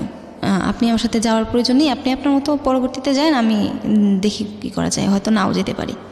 তো এই কথা বলে আমি ওনার এখান থেকে চলে আসলাম। ওনার এখান থেকে আসার পরে উনি আমার হাত ধরে খুব রিকোয়েস্ট করলো যে আমার সাথে ঘুরতে যাবে। উনি আমাকে খুব পছন্দ করে, উনি আমাকে খুব শ্রদ্ধা করে, মানে এভরিথিং যা বলা যায় আর কি। একটা জিনিস আমি একটু বলি আপনাকে নুসরাত, মাত্র একটা ফেসবুকে তো ওনার সঙ্গে আগেই পরিচয় ছিল আপনার, যে কারণে আপনি ওনাকে নক দিয়েছেন।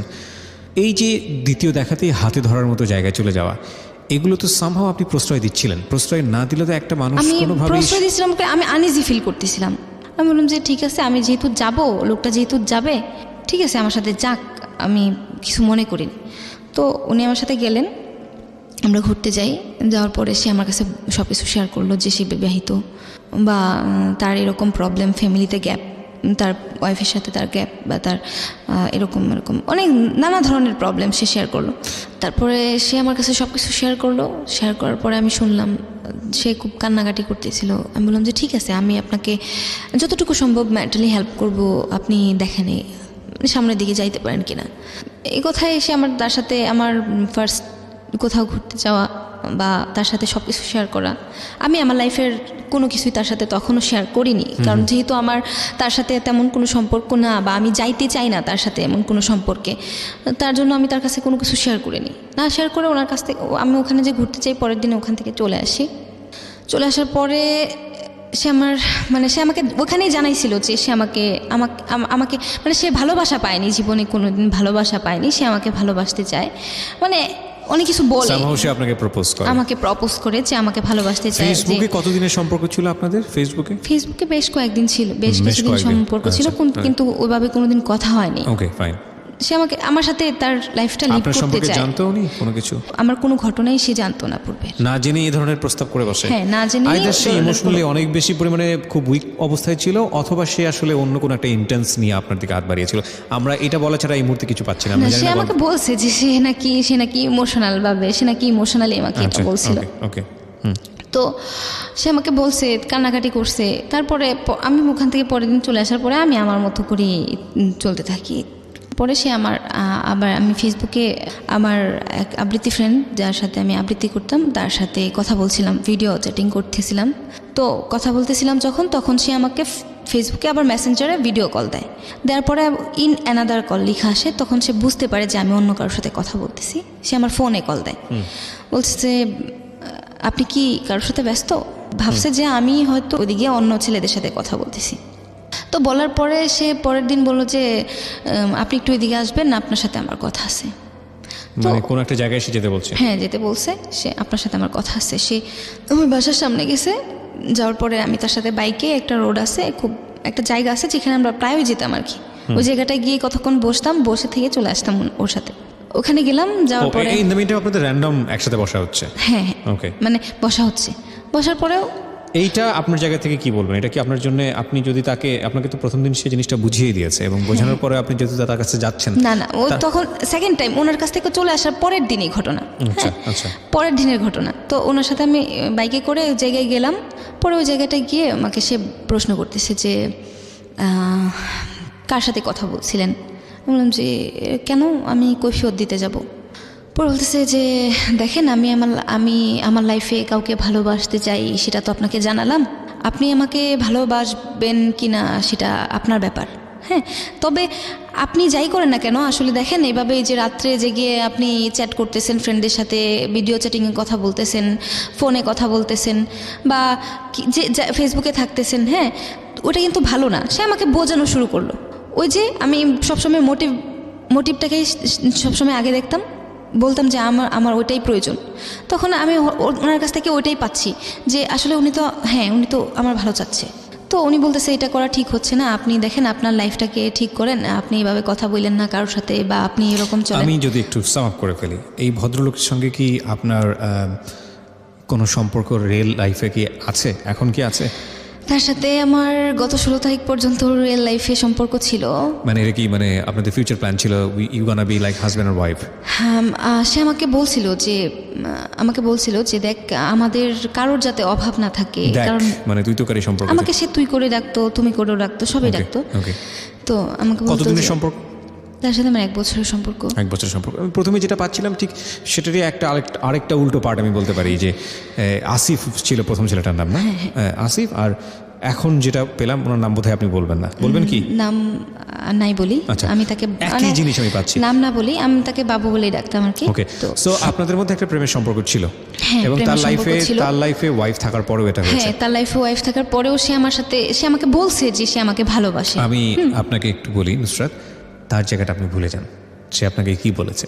আপনি ধরে নেন, আপনাকে যদি এখন বলি আপনি সাবজেক্ট, পুরো দুনিয়াটাই এই রকম, আপনি সাবজেক্ট হিসেবে আপনি যেটা বেছে নেবেন সেটাই হচ্ছে আপনার জন্য পারফেক্ট, রাইট?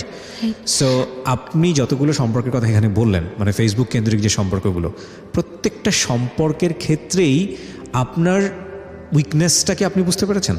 মানে আপনার দুর্বলতাগুলো কি বুঝতে পেরেছেন, যে কারণে এই ভুলগুলো হয়েছে বা এরকম একটা ভুল সম্পর্কের মধ্যে যাওয়া? দুর্বলতাগুলো আমি বুঝতে পারছি। কি সেগুলো? আমার দুর্বলতাগুলো এটাই যে আমি সবসময় আমার মানসিক সাপোর্ট দেখ আমাকে কেউ, আমাকে সামান্যতম মানসিক সাপোর্ট দিলে আমি সেটা কি আগে নিতাম, খুব ইজিলি আপনি কনভিন্স হয়ে যেতাম। This is the story of life, প্রিয় শ্রোতা। This is the story of, মানে this is the lesson of the story আমি বলবো। ওকে, কেন বলছি যে আমাদের প্রত্যেকের জীবনেই সবাই, ইনক্লুডিং মি, আমি বারবার বলি, আমি এখানে as a presenter, but I have also life, আমাদের প্রত্যেকের জীবনেই কিছু না কিছু ডিজাস্টার টাইম ফেস করি আমরা, এবং সেটা বিভিন্ন অ্যাঙ্গেল থেকে, প্রত্যেকটা মানুষ।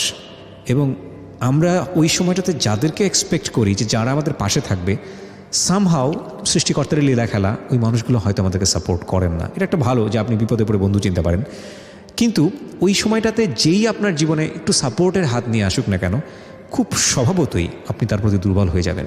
কিন্তু ওই মানুষটার যদি অন্য কোনো ইন্টেন্স থাকে, অন্য কোনো চিন্তাভাবনা থাকে, তাহলে এই দুর্বলতাটাকে সে অনেক সময় কাজে লাগাতে পারে। ওর ক্ষেত্রে জীবনে এটা 1বার 2বার না, বেশ কয়েকবার হয়েছে, এবং সবগুলোর উৎপত্তি কিন্তু এই ভার্চুয়াল বলয় থেকে হয়েছে। ভার্চুয়াল বলয়ের কথা এই কারণেই বলছি, মানে এই ফেসবুক কেন্দ্রিক রিলেশনশিপের কথা এই কারণে বলছি যে আমরা আমাদের প্রাত্যহিক জীবনে এই যে ফেসবুক বা অনলাইন মিডিয়াতে যেই পরিমাণ সময় দেই, এবং আমাদের এখন ফেসবুক এমন একটা বিষয় হয়ে গেছে জীবনের জন্য পরিপূরক, যে কোনো কিছু করলেই ফেসবুকে যেতে হবে।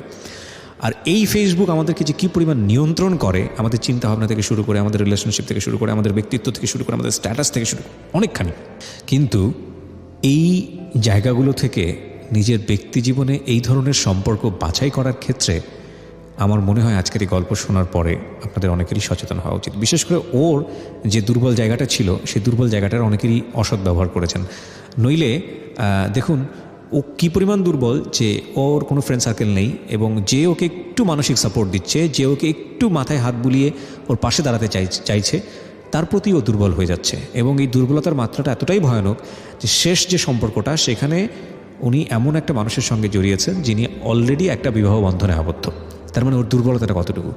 ও সবসময় ফাইন্ড আউট করেছে একটা ভালো মানুষ খোঁজার জন্য, যে মানুষটা ওকে বুঝবে, ওকে জানবে এবং যার সাথে ভবিষ্যৎ করা যায়।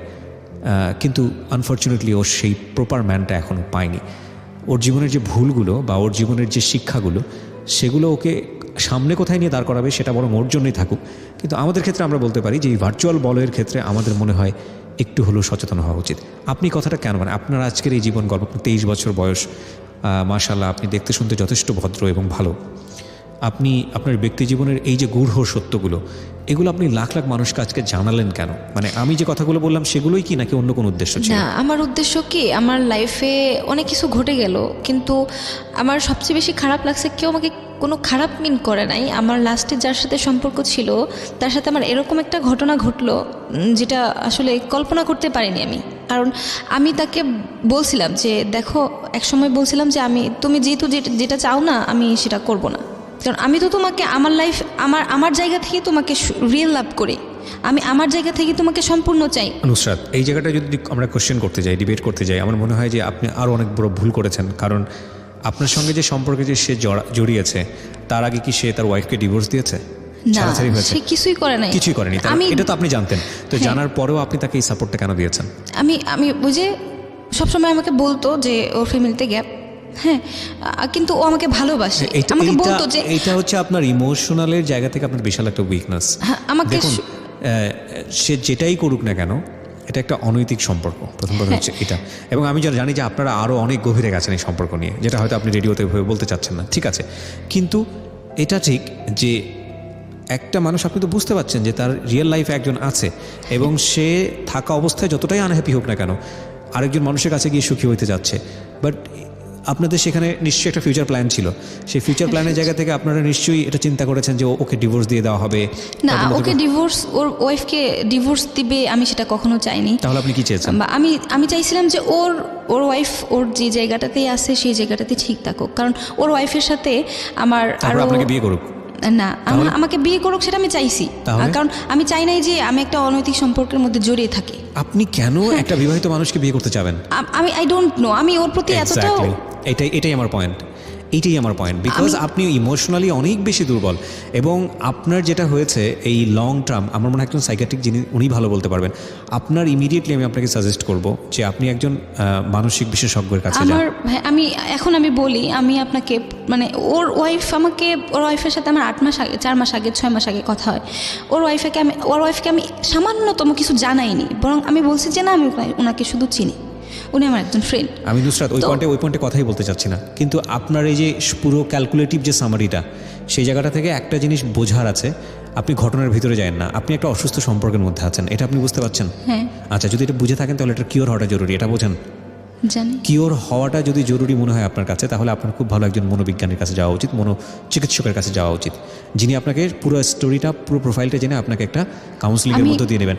আপনি যে সিমটমগুলোর কথা বলেছেন, যে আপনাকে যে পরিমাণ পিল নিতে হয়েছে, স্লিপিং পিল, যে পরিমাণ ট্রিটমেন্টের মধ্যে গিয়ে আপনাকে যে পরিমাণে ফিজিক্যালি আপনাকে বিভিন্ন রকমের ওষুধ দিয়ে আপনাকে এটা একটা টর্চারের মধ্যে যেতে হয়েছে, সেখানে আপনার এই ধরনের ভুল করাটা হয়তো বা স্বাভাবিক। এটার মধ্যে হয়তো কোনো মেন্টাল লিঙ্ক আছে, I am not a physician, আমি জানি না, বাট আপনার খুব ভালো একজন ডক্টরের পরামর্শ নেওয়া উচিত। আমি এখন জানি না, আমাকে আমার রুমমেট বলেন, আমাকে আমার গানের ওস্তাদ বলেন, আমাকে আমার আশেপাশের লোক বলেন, প্রত্যেকেই বলে যে আমি মানসিক রোগী। কারণ আমি বাসায় বসে সারাদিন দেখা যায় যে হয় চিল্লায় কান্না করতেছি, নয়তো বসে বসে শুধু কান্না করতেছি। আপনি রাইট নাও কত? 23, রাইট? হ্যাঁ, আচ্ছা, 23। আপনি 23 বছর, আপনার পজিটিভ জিনিসগুলো দেখেন। আপনি 23 বছর বয়স, আপনি পড়াশোনা করছেন পলিটেকনিকে, আপনার পড়া এখনো কমপ্লিট হয়নি, আমি যতদূর জানি। কমপ্লিট হয়েছে? না, কমপ্লিট হয়নি, ফাইনাল ইয়ার আছেন, আপনি হয়তো কমপ্লিট করে ফেলবেন, মাশাআল্লাহ। আপনার চোখ আগের থেকে বেটার, রাইট? ওকে, আপনি দেখতে শুনতে মাশাআল্লাহ যথেষ্ট সুন্দর। আপনার এতগুলো ব্রাইট সাইড আছে, আপনার জীবনে যেগুলো ভুল হয়েছে বা যেগুলো অপরাধ হয়েছে আপনি মনে করছেন, সেগুলো আপনার জীবনে একটা বড় এক্সপিরিয়েন্স, ঠিক আছে?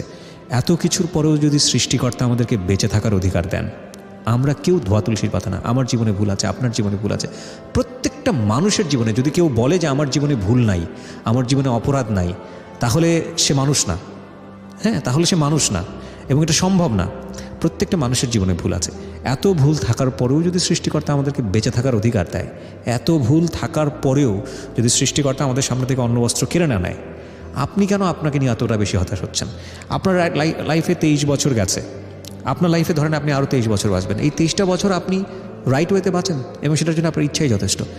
যে সম্পর্কগুলোর মধ্য দিয়ে আপনি গেছেন, সেখানে আপনি নিজেকে রিয়েলাইজ করেন যে আপনার আসলে কী চাওয়ার দরকার ছিল। আপনি চেয়েছেন যে একটা পিসফুল রিলেশনশিপ, যে আপনাকে বুঝবে, মেন্টালি আপনাকে যে সাপোর্টটা দিবে। আপনি সেরকম মানুষ পান নাই। আপনি ট্রাই করে গেছেন, আপনি এভাবে নেন জিনিসগুলোকে। হ্যাঁ, এগুলো ভুল হয়েছে, এখন তার মানে কি এটাই যে আপনার জীবনটা শেষ হয়ে গেছে? নো। দেখেন, আপনি যতক্ষণ পর্যন্ত বেঁচে থাকবেন ততক্ষণ পর্যন্ত সম্ভাবনা, ঠিক আছে? সুতরাং আমি আপনাকে সাজেস্ট করবো, go to a good psychiatrist.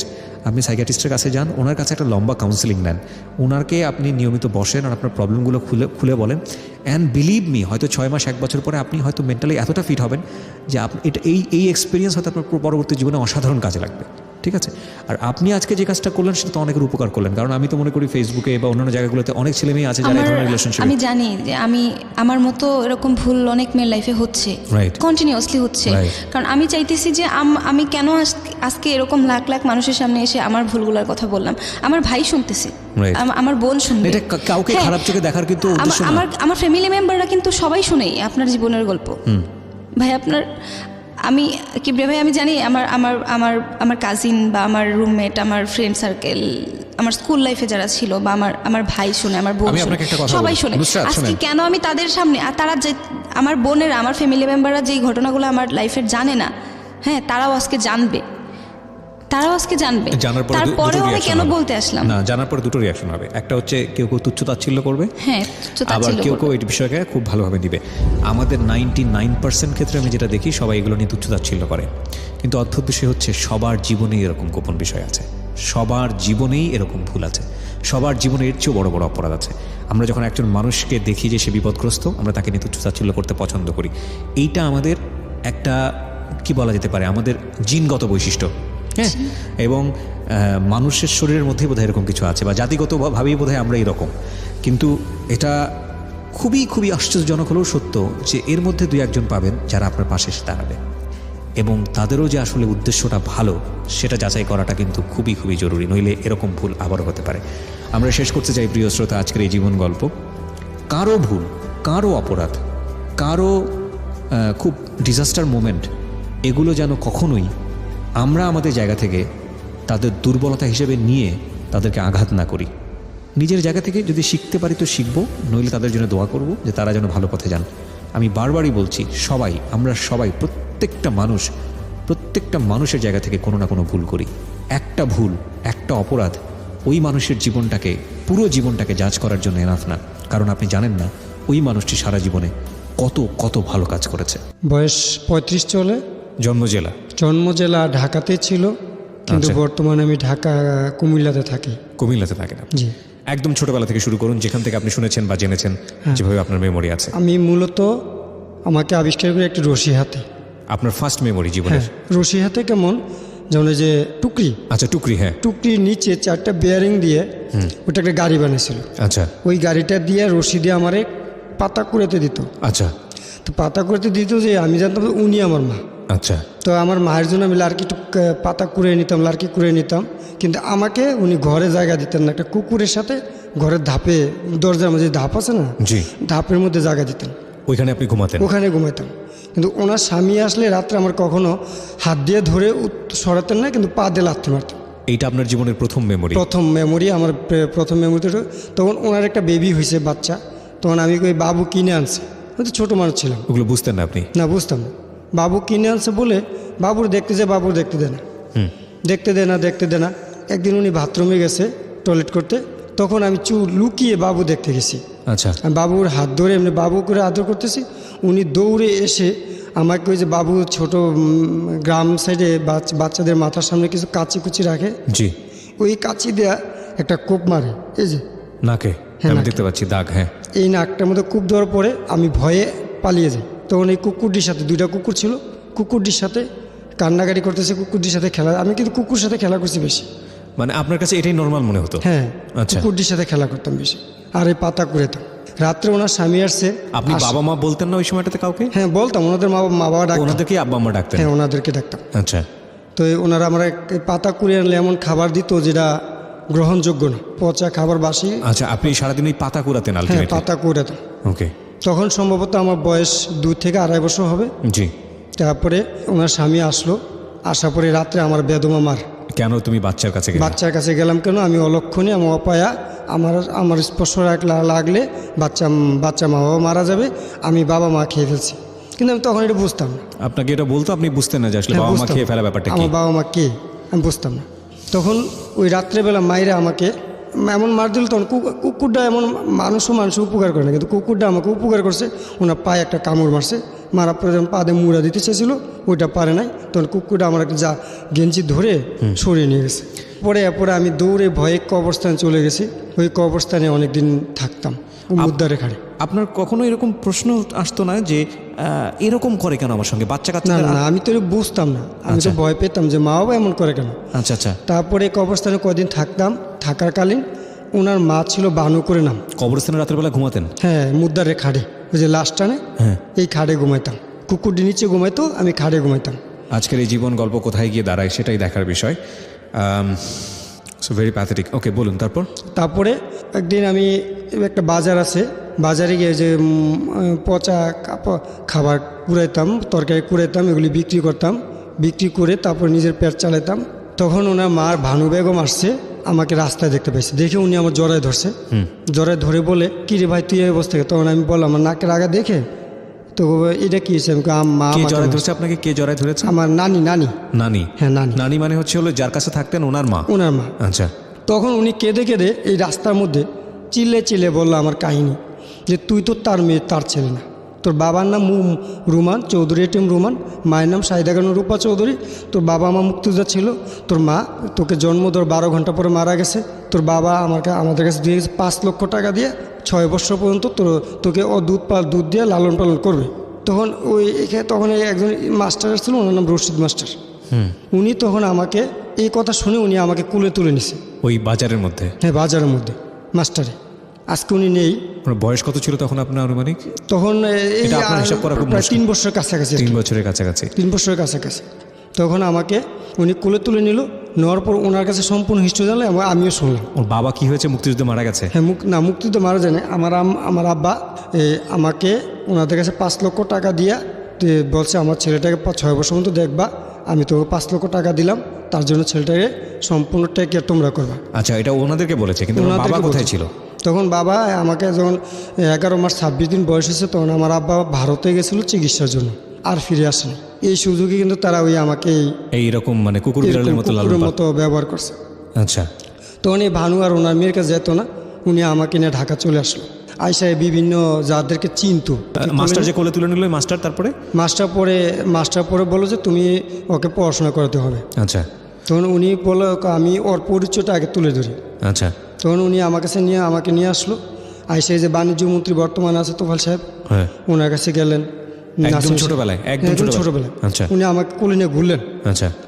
প্রত্যেকটা মন্ত্রী এমপি যারা মুক্তিযোদ্ধা ছিল, ওনার পরিচয় মতো আমার বাবার সাথে যারা ছিল সবার কাছে গেছে। আচ্ছা। এরপরে উনি করে আমাকে আবার পড়াশোনা দিল। রশিদ মাস্টার যখন আমাকে স্কুল নিতে যেত, তখন আমাকে স্কুল ঢুকতে দিত না। আমার গায়ে ভালো কাপড় ছিল না, আমাকে দূরে পড়াতে হতো, দূরে রেখে পড়াতো আর কি, বাইরে। আচ্ছা। ওই জানলা দিয়ে বসে বসে উনি আমাকে পড়াতেন। উনি আমার এই উপকারটা করছেন, উনি এখন নেই। ওনার রুহের মাগফিরাত কামনা করি আমি। উনি খুব আমার জন্য কষ্ট করছেন। তারপরে আমাকে উনি এভাবে পড়াতেন। আমি ছিঁড়া বই দিতেন, ওগুলি আমি পড়তাম। সরু সরাই, রশি, দীর্ঘি, ABCD এগুলি বর্ণমালা যা আছে বা ক্যাপিটাল যা আছে এগুলি আমার পড়াতেন। পড়ার পরে ধীরে ধীরে তৎকালীন সময় বর্তমানে এমপি আকম বাহাউদ্দিন বাহার, উনি ছিলেন চেয়ারম্যান। আচ্ছা। উনি আমাকে তখন পড়াশোনা সম্পূর্ণ বেদমে সহযোগিতা করা শুরু করলেন। আচ্ছা। কিন্তু আমি পড়াশোনা যতটুকু করছি, আমি মোটামুটি ভালোই পড়াশোনা করে যখন নিতে আসি তখন আবার আমার মা উনি অসুস্থ হয়ে পড়েন। ওই যে আমার যে মা ছিলেন জি। উনি ওনার মাকে চাপ দিলেন, তুমি ওকে মুক্তিযোদ্ধার পরিচয় দিতে গেলে কেন? আর মুক্তিযোদ্ধা কি করতে পারছে বাংলাদেশের জন্য? মানে আপনার যেই পালিত মা সে তার মাকে মানে আপনার নানুকে চাপ দিচ্ছিল। হ্যাঁ, না, মুক্তিযোদ্ধার কি করতে পারছে? আচ্ছা। একজন মুক্তিযোদ্ধা কিছুই করতে পারে, একজন রাজাকারে 1,000 লোক সৃষ্টি করতে পারছে টাকা দিয়ে, মুক্তিযোদ্ধা কি করতে পারছে? কিন্তু আমার প্রশ্ন, এখনো কি আমার বাবা মা আমার আব্বু বেঁচে আছেন? আপনি জানেন না এখন পর্যন্ত? না, জানি না। আচ্ছা। কিন্তু উনি কি মরে গেছেন না বেঁচে ওনার আছেন? কোনো আত্মীয় স্বজন ছিল না উনি? হ্যাঁ, গেছেন, উনি যার জায়গায় গেছে। তখন উনি এরপরে আমি যখন এসএসসি পরীক্ষা দিলাম 1998 সালে। এসএসসি পরীক্ষা কি আপনার ওই পালিত মায়ের কাছে থেকেই দিলেন? হ্যাঁ, পালিত মানা বাহার বাইরে আন্ডারে দিছি আমি। বাহার বাড়িটাকে? এই যে এমপি, বর্তমান এমপি। তো আপনি থাকলেন কোথায় এরপরে? থাকতাম এই রাস্তায় থাকতাম। রাস্তায় বলতে? রাস্তায় মানে রাস্তার পাশে থাকতাম, আর আমার নানু আমার পাশে থাকতো। রাস্তার পাশে কোথায় ঘুমাতেন? এই যে কোথায় ফুটপাতে দোকানের সামনে ঘুমাইতাম আর পড়াশোনা করতাম। কিভাবে পড়াশোনা করতেন? পড়াশোনা করতাম, স্কুলের সময় স্কুল যেতাম। আচ্ছা। আর এই দোকানের পাশে রাত্রে ঘুমাইতাম। দোকানের পাশে ঘুমাইতেন? হ্যাঁ, দোকানের নানু সামনে আপনার সঙ্গে ঘুমাতো? নানু আমার সাথে ঘুমাইতো। আর কুকুর, আমি কিন্তু 110টা কুকুর পালতাম। 110টা কুকুর? 110টা কুকুর পালতাম। এদেরকে মুরগি, ওই বিভিন্ন মরা মুরগি টুরগি এনে খাওয়াইতাম। আমার কুকুরটি আমার খুব আদর করতো। ওই কুকুরই আপনার বন্ধু ছিল? আমার সঙ্গী সাথী ছিল কুকুর। আচ্ছা। এভাবে যাক আমার জীবন চলছে। তো আপনি স্কুলে পড়তেন আর বাকি সময়টা কিভাবে পড়াশোনা করতেন? বাকি সময়টা ওই দোকানের সামনে বৈশা, মাঠে বৈশা পড়তাম। আর বাহার ভাই বলতো এবার পড়বি। কোন বাহারে? এমপি বাহার? এমপি বাহার। কোন এমপি? কোন এলাকার এমপি উনি? এটা হচ্ছে 6 আসন কুমিল্লা। কুমিল্লা। উনি কি এখনো এমপি আছেন? হ্যাঁ, আকম বাহাদুর বাহার। উনি এখনো এমপি আছেন? এখনো এমপি আছেন। আমরা আমাদের এই অনুষ্ঠান থেকে আপনাকে রেসপেক্ট জানাই, এবং অবশ্যই আমরা চাইবো যে যদি ভবিষ্যতে কোনোদিন ওনার বিষয় নিয়ে আপনার সঙ্গে কথা হয় তাহলে ইন ডিটেল হয়তো আপনার কাছ থেকে জানতে পারবো আরও। কিন্তু আমরা আমাদের এই অনুষ্ঠানের মাধ্যমে আপনাকে শ্রদ্ধা জানাচ্ছি। যেটা উনি বললেন সেটা যদি সত্য হয়ে থাকে, রেসপেক্ট আপনার প্রতি। হ্যাঁ, বলুন। তারপরে এসএসসি পরীক্ষা দেওয়ার পরে উনি 98 সালে আমার নানু আমাকে নিয়ে আসলো ঢাকায়। আইসা আব্দুল মতিন খসরুস তৎকালীন আইনমন্ত্রী ছিলেন, ওনার সাথে বলার পর উনিকে আমি তো চিনি, আপনি কী কই থাকেন? তো বলে আমি কুমিল্লা থাকি, আমার মেয়ে নিয়ে আমার কাছে তোর ছেলেটার দিয়ে গেছিলো, এখন উনি আসেন, এখন কী করবো? ঠিক আছে, আপনার প্রাইম মিনিস্টার দেখা করেন। আচ্ছা। তখন প্রাইম মিনিস্টারের সাথে কত সালের দিকে মনে আছে? কত সালে এসএসসি? 98 সালে। আচ্ছা। তখন উনি আমাকে নিয়ে প্রাইম মিনিস্টার দেখা করলো, একটা ডিউ দিল, উনি চিঠি দিল। আর আমার বাবার যে কাগজপত্র উনি নিয়ে আমাদের মাননীয় প্রধানমন্ত্রীর কাছে দিলেন। দেওয়ার পর প্রধানমন্ত্রী বলল, ঠিক আছে, আমি তো জানতাম না, আমি তো চিনি, ওর বাবাকেও চিনি, ওর মাকেও চিনি। উনি আমার বাবার কাছে আসতো, আমি দেখছি, আমার সামনে বলছে, এটা মনে আছে। আচ্ছা। তখন আমিও খুশি হয়েছি, আমার নানুও খুশি হয়েছে, হয়তো আমার একটা গতি হবে। পরে এর মধ্যে কিছু কথা আছে, আমি তৎকালীন নানির সাথে থাকতাম তো, আর এই হকারি করতাম। জি। আমি এরকম দষ্ট মধু বিভিন্ন জিনিস বিক্রি করতাম ওই সময়টাতে? ওই সময়। এটা কি এসএসসি পরীক্ষার আগে না পরে? পরে। আচ্ছা। এই বাবারে খুঁজতে আসতাম, বাবার তথ্য নিতে আসতাম না। বাবার তথ্য নিতে কোথায় আসতেন? এই যে ঢাকা আসতাম, মুক্তিযোদ্ধাদের কাছে বিভিন্ন জায়গায় আসতাম নানুর সাথে, তখন এই ব্যবসা করতাম। আচ্ছা, এই যে বাবার তথ্য নিতে আপনি যেতেন, বাবা কোথায় যুদ্ধ করেছে, কত নম্বর সেক্টরে করেছে, এগুলো কি জানতেন? এমনি আমি কিছু জানতাম, কাগজপত্র দেখছিলাম, কাগজপত্র তো আমাদের ওই যে বললাম মাননীয় প্রধানমন্ত্রীর কাছে দিয়ে দিচ্ছি, উনি আমার সামনে রেখে। আচ্ছা, ঠিক আছে, হ্যাঁ বলেন। তারপরে আমি এই হকারি করতাম, আর এই মাকে নিয়ে টাকা দিতাম, মা টাকা খাইতো, এভাবে চলতো। এবার 2000 সালে আমার নানু মারা গেল। আচ্ছা। 2000 সালে আমার নানু মারা গেল। ওই যে আমাকে কেন মুক্তিযোদ্ধা পরিচয় দেয় এইভাবে বলে আমার নানু গায়ে হাত তুললো। কে হাত তুললো? আমার এই মা, আমার মা। ওনার স্বামী আর উনি মিল্লা ওনাকে মারলো। মারার পর উনি তার 3 মাস পরে মারা গেছে। আমি চিকিৎসা করতে পারি না আমার নানুর টাকার কারণে। আমি যা কামাই করতাম তাই মার কাছে দিতাম। টাকা দিতে পারলে উনি আমাকে আদর করতেন, আর ওই বাইরে খাবার দিতেন, ঘরে জায়গা দিতেন না আমাকে, কখনো উনি ঘরে জায়গা দিতেন না। ওনার ছেলে মেয়ে কয়টা ছিল? ওনার একটা মেয়ে এখন আছে। তারপর এভাবে হকারি করতাম, হকারি করতে করতে এভাবে উনিও আবার 2001-এ মারা গেছে। আপনার মাও 2001-এ মারা গেল? একে মারা গেছে। তখন আমার পাশে কেউ নেই, মা জানতাম যে মাও নাই। এখন আমি তো জানি মা এখন পরিচিত দাও মা না, তারপরে মা ডাকতাম, আমার খুব শান্তি লাগতো। আদর না করুক, কিন্তু দুধ খাওয়াইছে আমাকে, দুধ দিয়ে বড় করছে। আমি যে 12 ঘন্টা আগে পরে মা মারা গেছে, তখন যদি দুধ দিতাম মারা যেতাম। এই চিন্তা ভাবনা ওনাকে আমি বেশি শ্রদ্ধা করতাম। জি। এই শ্রদ্ধা করতাম, ওনার মেয়েকে আদর করতাম বেশি। এইভাবে আমি ওনাকে এই টাকা পয়সা যা পাইতাম তা দিতাম। 2001 সাল গেল, 2003 এমনি 21 আগস্ট হলো না? জি। এখানে আসলাম সবাই, যদি আমি বাবাকে পাই, যেহেতু প্রধানমন্ত্রী জানে, আমার চিন্তা যে প্রধানমন্ত্রী যেহেতু জানে, আমাকে না খুঁজতে পারলে উনিও আমাকে দেখলো চিনবে, উনি তো আমি চিনতে পারবে, কিন্তু ওখানে গ্রেনেডটা আঘাতে আমার এই যে পিঠে একটা আঘাত পড়ছে। আপনারা কিসের ঘটনা বুঝিনি, গ্রেনেড মানে কিসের কি, আমাকে একটু ঘটনাটা ওই খুলে যে বলেন। 21শে আগস্ট 21 আগস্টে কোথায় ছিলেন আপনি? এই যে বঙ্গবন্ধু এভিনিউতে। আচ্ছা, ওখানে আপনি কি মিছিলের বা মিছিলে না, সভা শুনতে আসছিলাম। আচ্ছা, অর্থাৎ আমার লক্ষ্য ছিল আমার বাবাকে নিয়ে পাই এখানে গেলে এখানে গেলে। আমি এখনও যেখানে সভা হয় ওখানে আমি যাই, মুক্তিযোদ্ধাদের কথা যেখানে হয় ওখানেই যাই, ওখানে গিয়ে বাবার তথ্য করি, খুঁজি, কিন্তু আজও আমি বাবার তথ্য পাইনি। স্বাধীনতার মাস চলছে প্রিয় শ্রোতা, এবং আমরা জানি একথা বলার অপেক্ষা রাখে না, এদেশের কিছু বীর সেনা, কিছু বীর মুক্তিযোদ্ধা এবং সহস্র প্রাণের বিনিময়ে, লাখ লাখ প্রাণের বিনিময়ে, ইজ্জত, সম্ভ্রম, জীবন সব কিছু ত্যাগের বিনিময়ে আমাদের এই আঁকাবাঁকা মানচিত্র, আমাদের এই ভূখণ্ড, আমাদের এই স্বাধীন বাংলাদেশ, যে ইতিহাস বইয়ের পাতায় লেখা আছে, যে ইতিহাস আমরা সাধারণত পড়ি, সেই ইতিহাসের বাইরে অনেক বড় অজানা ইতিহাস, কিংবা এই রকম পথে প্রান্তরে ছড়িয়ে ছিটিয়ে থাকা একেবারে প্রান্তিক পর্যায়ের মানুষের যে জীবন গল্প, যেটা স্বাধীনতার সাথে মিশে যায়, যেটা অজানা যুদ্ধ কাহিনীর সঙ্গে মিশে যায়, সেরকম অসংখ্য অজানা কাহিনী হয়তোবা ছড়িয়ে ছিটিয়ে আছে। আমাদের আজকের এই জীবন গল্পটি সেরকমই একটা জীবন গল্প। আজকের এই গল্পের মধ্য দিয়ে আমরা যে জামানকে চিনব, বা যে জামানের পরিচয়কে এখানে উপস্থাপিত করছি, বা যে গল্পের যে লেসনটা পাচ্ছি, সেটার মধ্য দিয়ে আমরা রেসপেক্ট জানাতে চাই সকল মুক্তিযোদ্ধাদের, সকল আত্মত্যাগী বীর মুক্তিযোদ্ধাদের, যারা নিজের জীবন বাজি রেখে আমাদের এই দেশটা উপহার দিয়েছেন। 21শে আগস্টের ঘটনা আপনি বলছিলেন, কি হয়েছিল আমাকে একটু বলেন তো। 21শে আগস্টে আমি এই যে স্টেডিয়ামের গেটে ছিলাম। আচ্ছা, স্টেডিয়ামের গেটে গিয়েছিলাম, তখন হঠাৎ একটা বিকট শব্দ হলো। বিকট শব্দ, অনেক বিকট শব্দ হওয়ার পর অনেক মানুষ তাড়াতাড়ি দৌড়াদৌড়ি চিল্লাপাল্লা লাগাই দিয়েছে। তখন আমিও এবার পিছিয়ে ফিরছি, আমার পিঠে আইয়া একটা কি জানি পড়ছে, এই যে পিঠটা আঘাত আছে। আপনি একটু উঠে দাঁড়াবেন, আমাকে সাফন আমাকে একটু হেল্প করো। হ্যাঁ, আমি দেখতে পাচ্ছি, ঠিক আছে। কোনো একটা স্প্রিন্টার বা কিছু একটা হবে আর কি, মাইক্রোফোনটা ঠিক করে দিতে হবে। হ্যাঁ, এটা পড়ার পরে, হ্যাঁ ঠিক আছে, হ্যাঁ, এটা বলেন। পড়বো। আমার গায়ে একটা লাল শার্ট ছিল, হ্যাঁ। ওই লাল শার্টটাও একবারে রক্তে ইয়ে হয়ে গেলো। তখন আমি পুলিশে আবার আমাকে রাস্তা উঠতে দিচ্ছে না। আচ্ছা, তখন আমি যাবো কোথায়? তখন আমি স্টেডিয়ামের ভিতরে দৌড় দিছি। দৌড় দেওয়ার পরে একটা মহিলা আমার পিছিয়ে জড়াই ধরছে বাঁচার জন্য। ওই মহিলাটা মারা গেছে ওখানে আমার সামনে, আমি দেখছি আমার সামনে মারা গেলো। মহিলার চারটাইয়া এমনভাবে মারা গেলো, এমন বিমর্ষ মরা আমার জীবনে এই ফার্স্ট আমি দেখছি। আমি তখনই ভাবছি যে মুক্তিযুদ্ধ চলাকালীন সম্ভবত আরও বিভৎস মরা মরছে, ওকে, আরও করুণভাবে মানুষ মারা গেছে। ওই মহিলার পরনে একটা বিন্দু কাপড় ছিল না। পরে দেখলাম যে একটা গাড়ি আসলো, এসে অনেক লাশ উঠে নিয়ে গেল। আর আমরা তো যে ব্যথা পেয়েছি, যে যেমনি পারছি এমনি বাইকে গেছি, সরে গেছি। এরপরে এবং আমার হকারি জীবন চলছে। 2005-এ আমাদের কুমিল্লাতেই একজন, বলবো নামটা? জি নিশ্চয়ই। হ্যাঁ, একজন ছেলে আর কয়েকটা ছেলে মিলে একটা মেয়েকে উৎপত্ত করতো প্রতিদিন। মেয়েটা কলেজে পড়তো। আপনি জানলেন কিভাবে? আমি ওই কলেজে পড়তাম। আচ্ছা, হ্যাঁ, তখন ওই মেয়েটা প্রতিদিন দেখতাম। আমি হকারিও করতাম, পড়তাম, আমি কারো লোক মিশতাম না। কিন্তু আচ্ছা, আপনার ব্যাপারটা কি আপনার কলেজ ফ্রেন্ড যারা ছিল ওরা কি জানতো যে আপনি হকারি করছেন? হ্যাঁ, না, জানতো না। জানতো না? আবার জানতো, অনেকে জায়গা দিত না। আমার হকারি করে সবাই জানে, এটা মিথ্যা কিছু না। আমি হকারি করতাম কারণ পড়াশোনার খরচ আমি দিতে পারবো না, কিন্তু আবার কারোর সাথে মিশতাম না, তো সবাই আমার একটু অবহেলা করতো। তো ওনার একজন গণ্যমান্য ব্যক্তি, তো ওনার ছেলে আর কয়েকজন ছেলে মিলে ওই মেয়েটার উৎপত্ত করতো প্রতিদিন।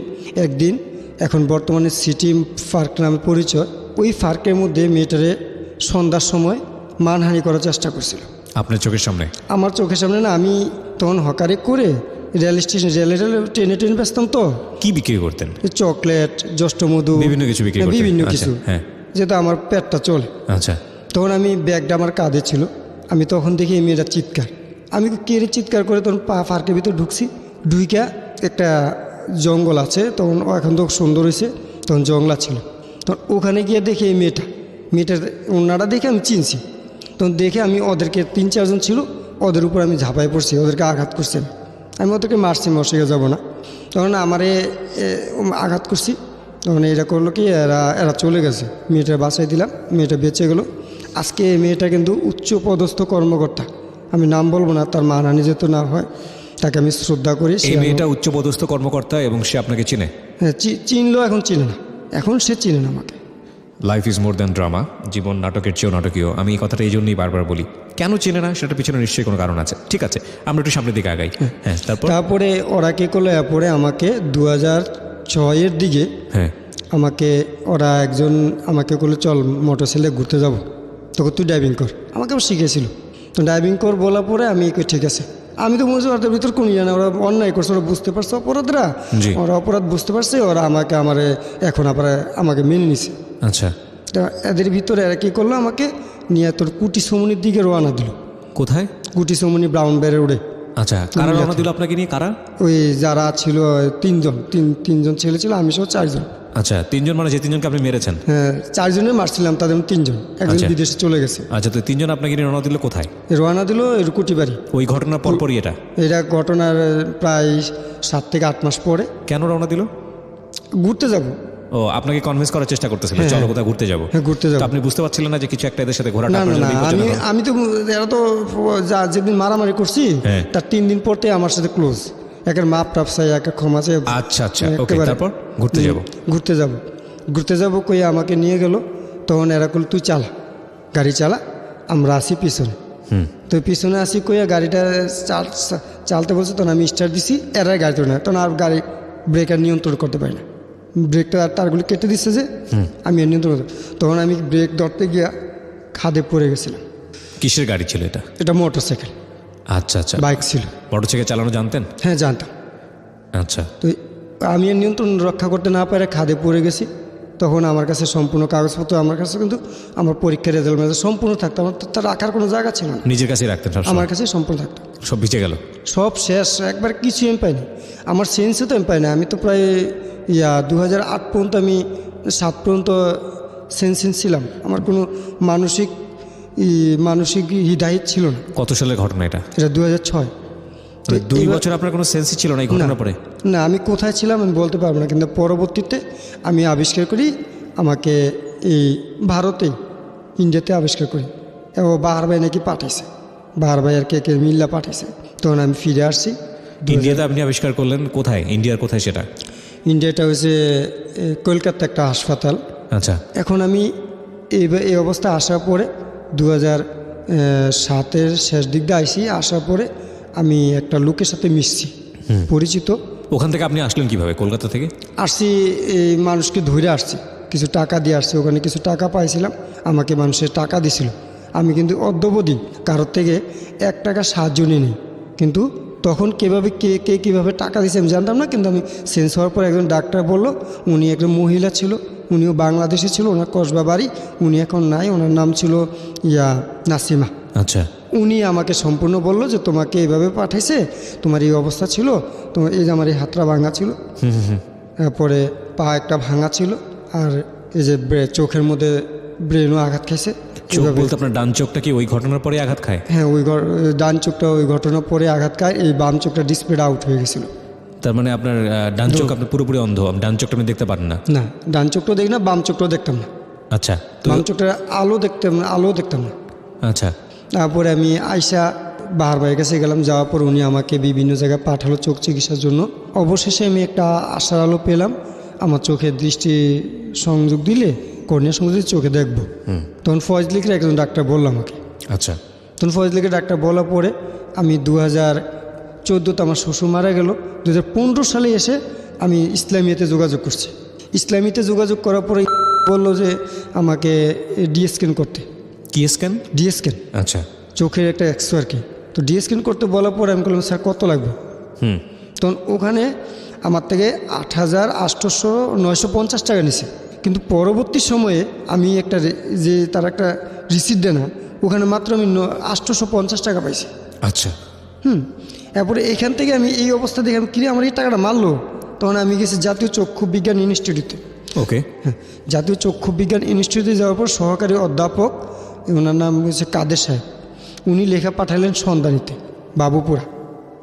সন্ধানীতে পাঠানোর পরে সন্ধানীতে যাওয়ার পরে ওখানে টাকা জমা দিলাম। টাকা জমা দেওয়ার পরে ওখানে প্রায় ঘুরতেছি, চোখ পাই না। 15/10/2016 তারিখে আমার বাম চোখে একটা কর্নিয়া স্থাপন করা হয়। আচ্ছা এই বিরাট বাম চোখটা, হ্যাঁ আমি দেখতে পাচ্ছি। হ্যাঁ কর্নিয়া স্থাপন করা হয়, কিন্তু ডাক্তার শীর্ষ রহমান সাহেব করছে, উনি খুব অনেস্ট ডাক্তার। উনি আমাকে অনেকটাই ভালো উপদেশ দিছে এবং বলছে একটা লেন্স লাগানো লাগবে। বর্তমান অবস্থায় এমন আমি আছি, আমার কোনো অর্থ নাই, আমি আর্থিক আপনি সংকটে দেখতে পান বাম চোখ দিয়ে এখন? হ্যাঁ এমনি দেখতে পেয়ে যে আপনাকে দেখি কিন্তু বড় বড় দেখতেছেন অনেক? অনেক বড়। আচ্ছা, অক্ষর দেখি না, অক্ষরও বুঝি না, অনেক বড় বড় দেখি, কিন্তু আমার সিলাইও কাটে না এখন টাকার জন্য। ওই হোন্ডার অ্যাক্সিডেন্টের কারণে আপনার এই অবস্থা? এই অবস্থা।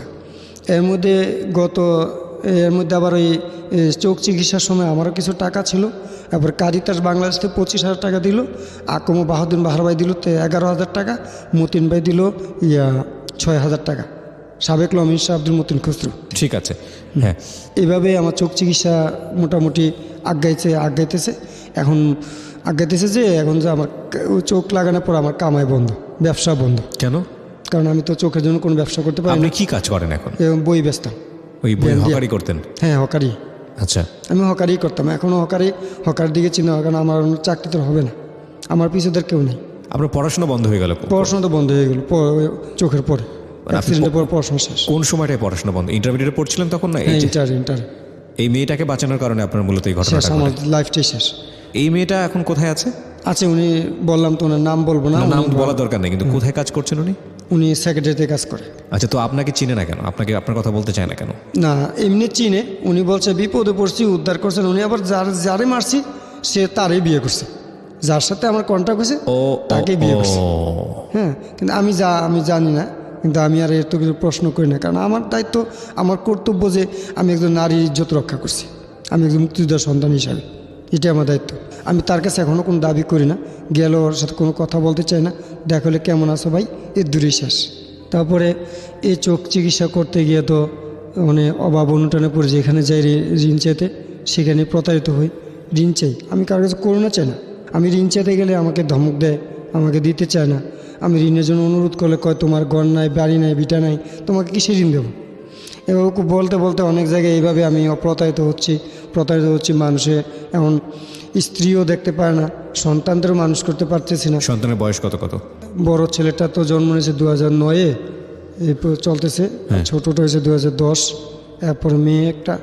3 ছেলে মেয়ে আপনার? হ্যাঁ, এরা লেখাপড়া 3 করতে? ছেলে 1 মেয়ে। 3 ছেলে 1 মেয়ে? হ্যাঁ। তো এরা লেখাপড়া করতে পারে? হ্যাঁ লেখাপড়া করে, বড়টা ক্লাস 5-এ, ছোটটা ক্লাস 1-এ, আর ছোট মেয়েটাও ক্লাস 1-এ। এরপর ছোট্ট একটা বাচ্চা হয়েছে, পদ্ধতি করা সত্ত্বেও কীভাবে যেন হয়ে গেছে ভুলবশত। বুঝতে পেরেছি।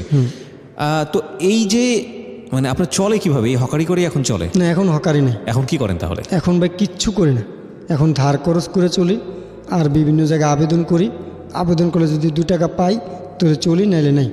আমার গত সেপ্টেম্বর মাস থেকে আমার ঘরে আটা বিহিত চাল আসে না, আটা ছাড়া আমার চাল জোড়াতে পারি না, আমার সন্তানদের আটা রুটি খাওয়াই পারি। আমি যে আজকে এখানে আসছি, আমার একটা রূপার চেন ছিল আমার গলায়, 14 আনি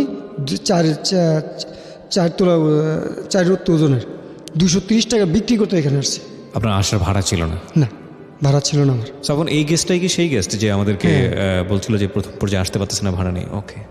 সাফওয়ানকে আপনারা চিনবেন, ও আসলে আমার এই প্রোগ্রামের অ্যাসিস্ট্যান্ট হিসেবে কাজ করে, এবং ও আসলে আপনারা যে ফোনগুলো পাঠান এখানে, সেই ফোনগুলো থেকে ও বাছাই করে আসলে গেস্ট নির্বাচন করে, এবং স্টুডিওতে থাকে সবসময় আমার সঙ্গে। আচ্ছা, তো আজকে আপনি ওই চেন বিক্রি করে এখানে এসছেন? হ্যাঁ 230 টাকা বিক্রি করছি, তারপর এখানে আসছি। প্রিয় শ্রোতা, খুব স্বল্প সময়ের জন্য গল্প এটা, এবং আমরা আরেকটা গেস্টকে আমন্ত্রণ জানানোর আগে, একটা বিরতিতে যাবার আগে এই পার্টটা এখানেই শেষ করতে চাই।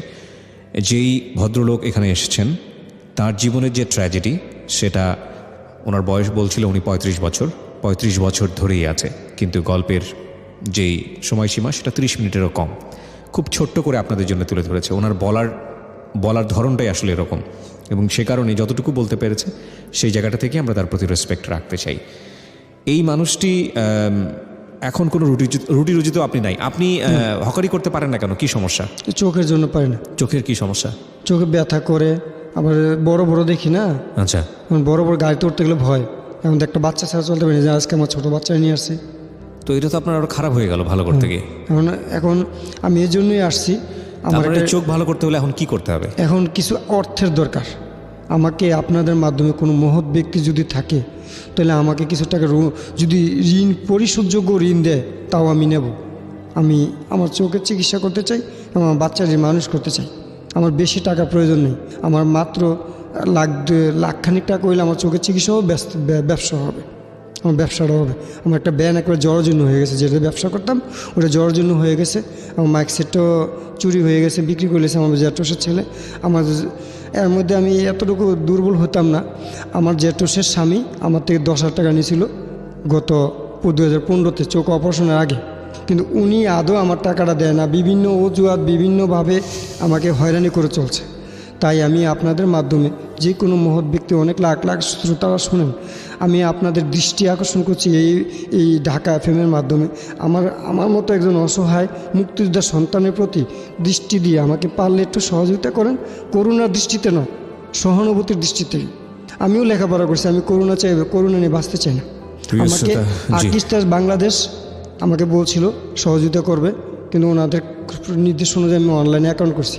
পরবর্তী বলি যাব না, যেখানে আমি প্রতারিত হয়েছি, যেখানে আমার থেকে 8,950 টাকা নিয়ে মাত্র 900 টাকা রিসিট দেয়, সেই জায়গায় আমি যাব না, কারণ ওখানে আমার অপারেশন হয়নি। তো আমার অপারেশন হচ্ছে সন্ধানীতে। আপনার জীবনটা অত্যন্ত জটিল একটি জীবন, এটা বলতেই হবে। তবে অবশ্যই আপনি ফাইট করে চলেছেন, এটাই হচ্ছে বড় কথা। আমরা ভরসা রাখতে চাই মানুষের প্রতি। একটা কথা আছে, বিশ্বাস হারানো পাপ। আপনাকে যদি কেউ হেল্প করতে চায়, নিশ্চয়ই আমরা আপনার সঙ্গে যোগাযোগ করব। 1 লক্ষ টাকা আমাদের যারা লিসনার যারা শুনছেন, তাদের কারো কারো কাছে কোনো টাকাই না, আবার কারো কারো কাছে 1 লক্ষ টাকা কোটি টাকার চেয়েও বেশি। কিন্তু সৎ সাহস নিয়ে এগিয়ে এসে যদি আপনার পাশে কেউ দাঁড়ায়, যদি এমনও না হয় অর্থ না, কিন্তু অন্য কোনোভাবে আপনাকে সাহায্য করতে চাচ্ছে, যেটা আপনার জীবনের জন্য প্রয়োজন, সেটাও আপনার জন্য অনেক বড় কিছু। এবং সেই সাহায্যের দুয়ার আপনার জন্য খোলা রেখেই আমরা ছোট্ট একটা বিরতি নিতে চাই প্রিয় শ্রোতা।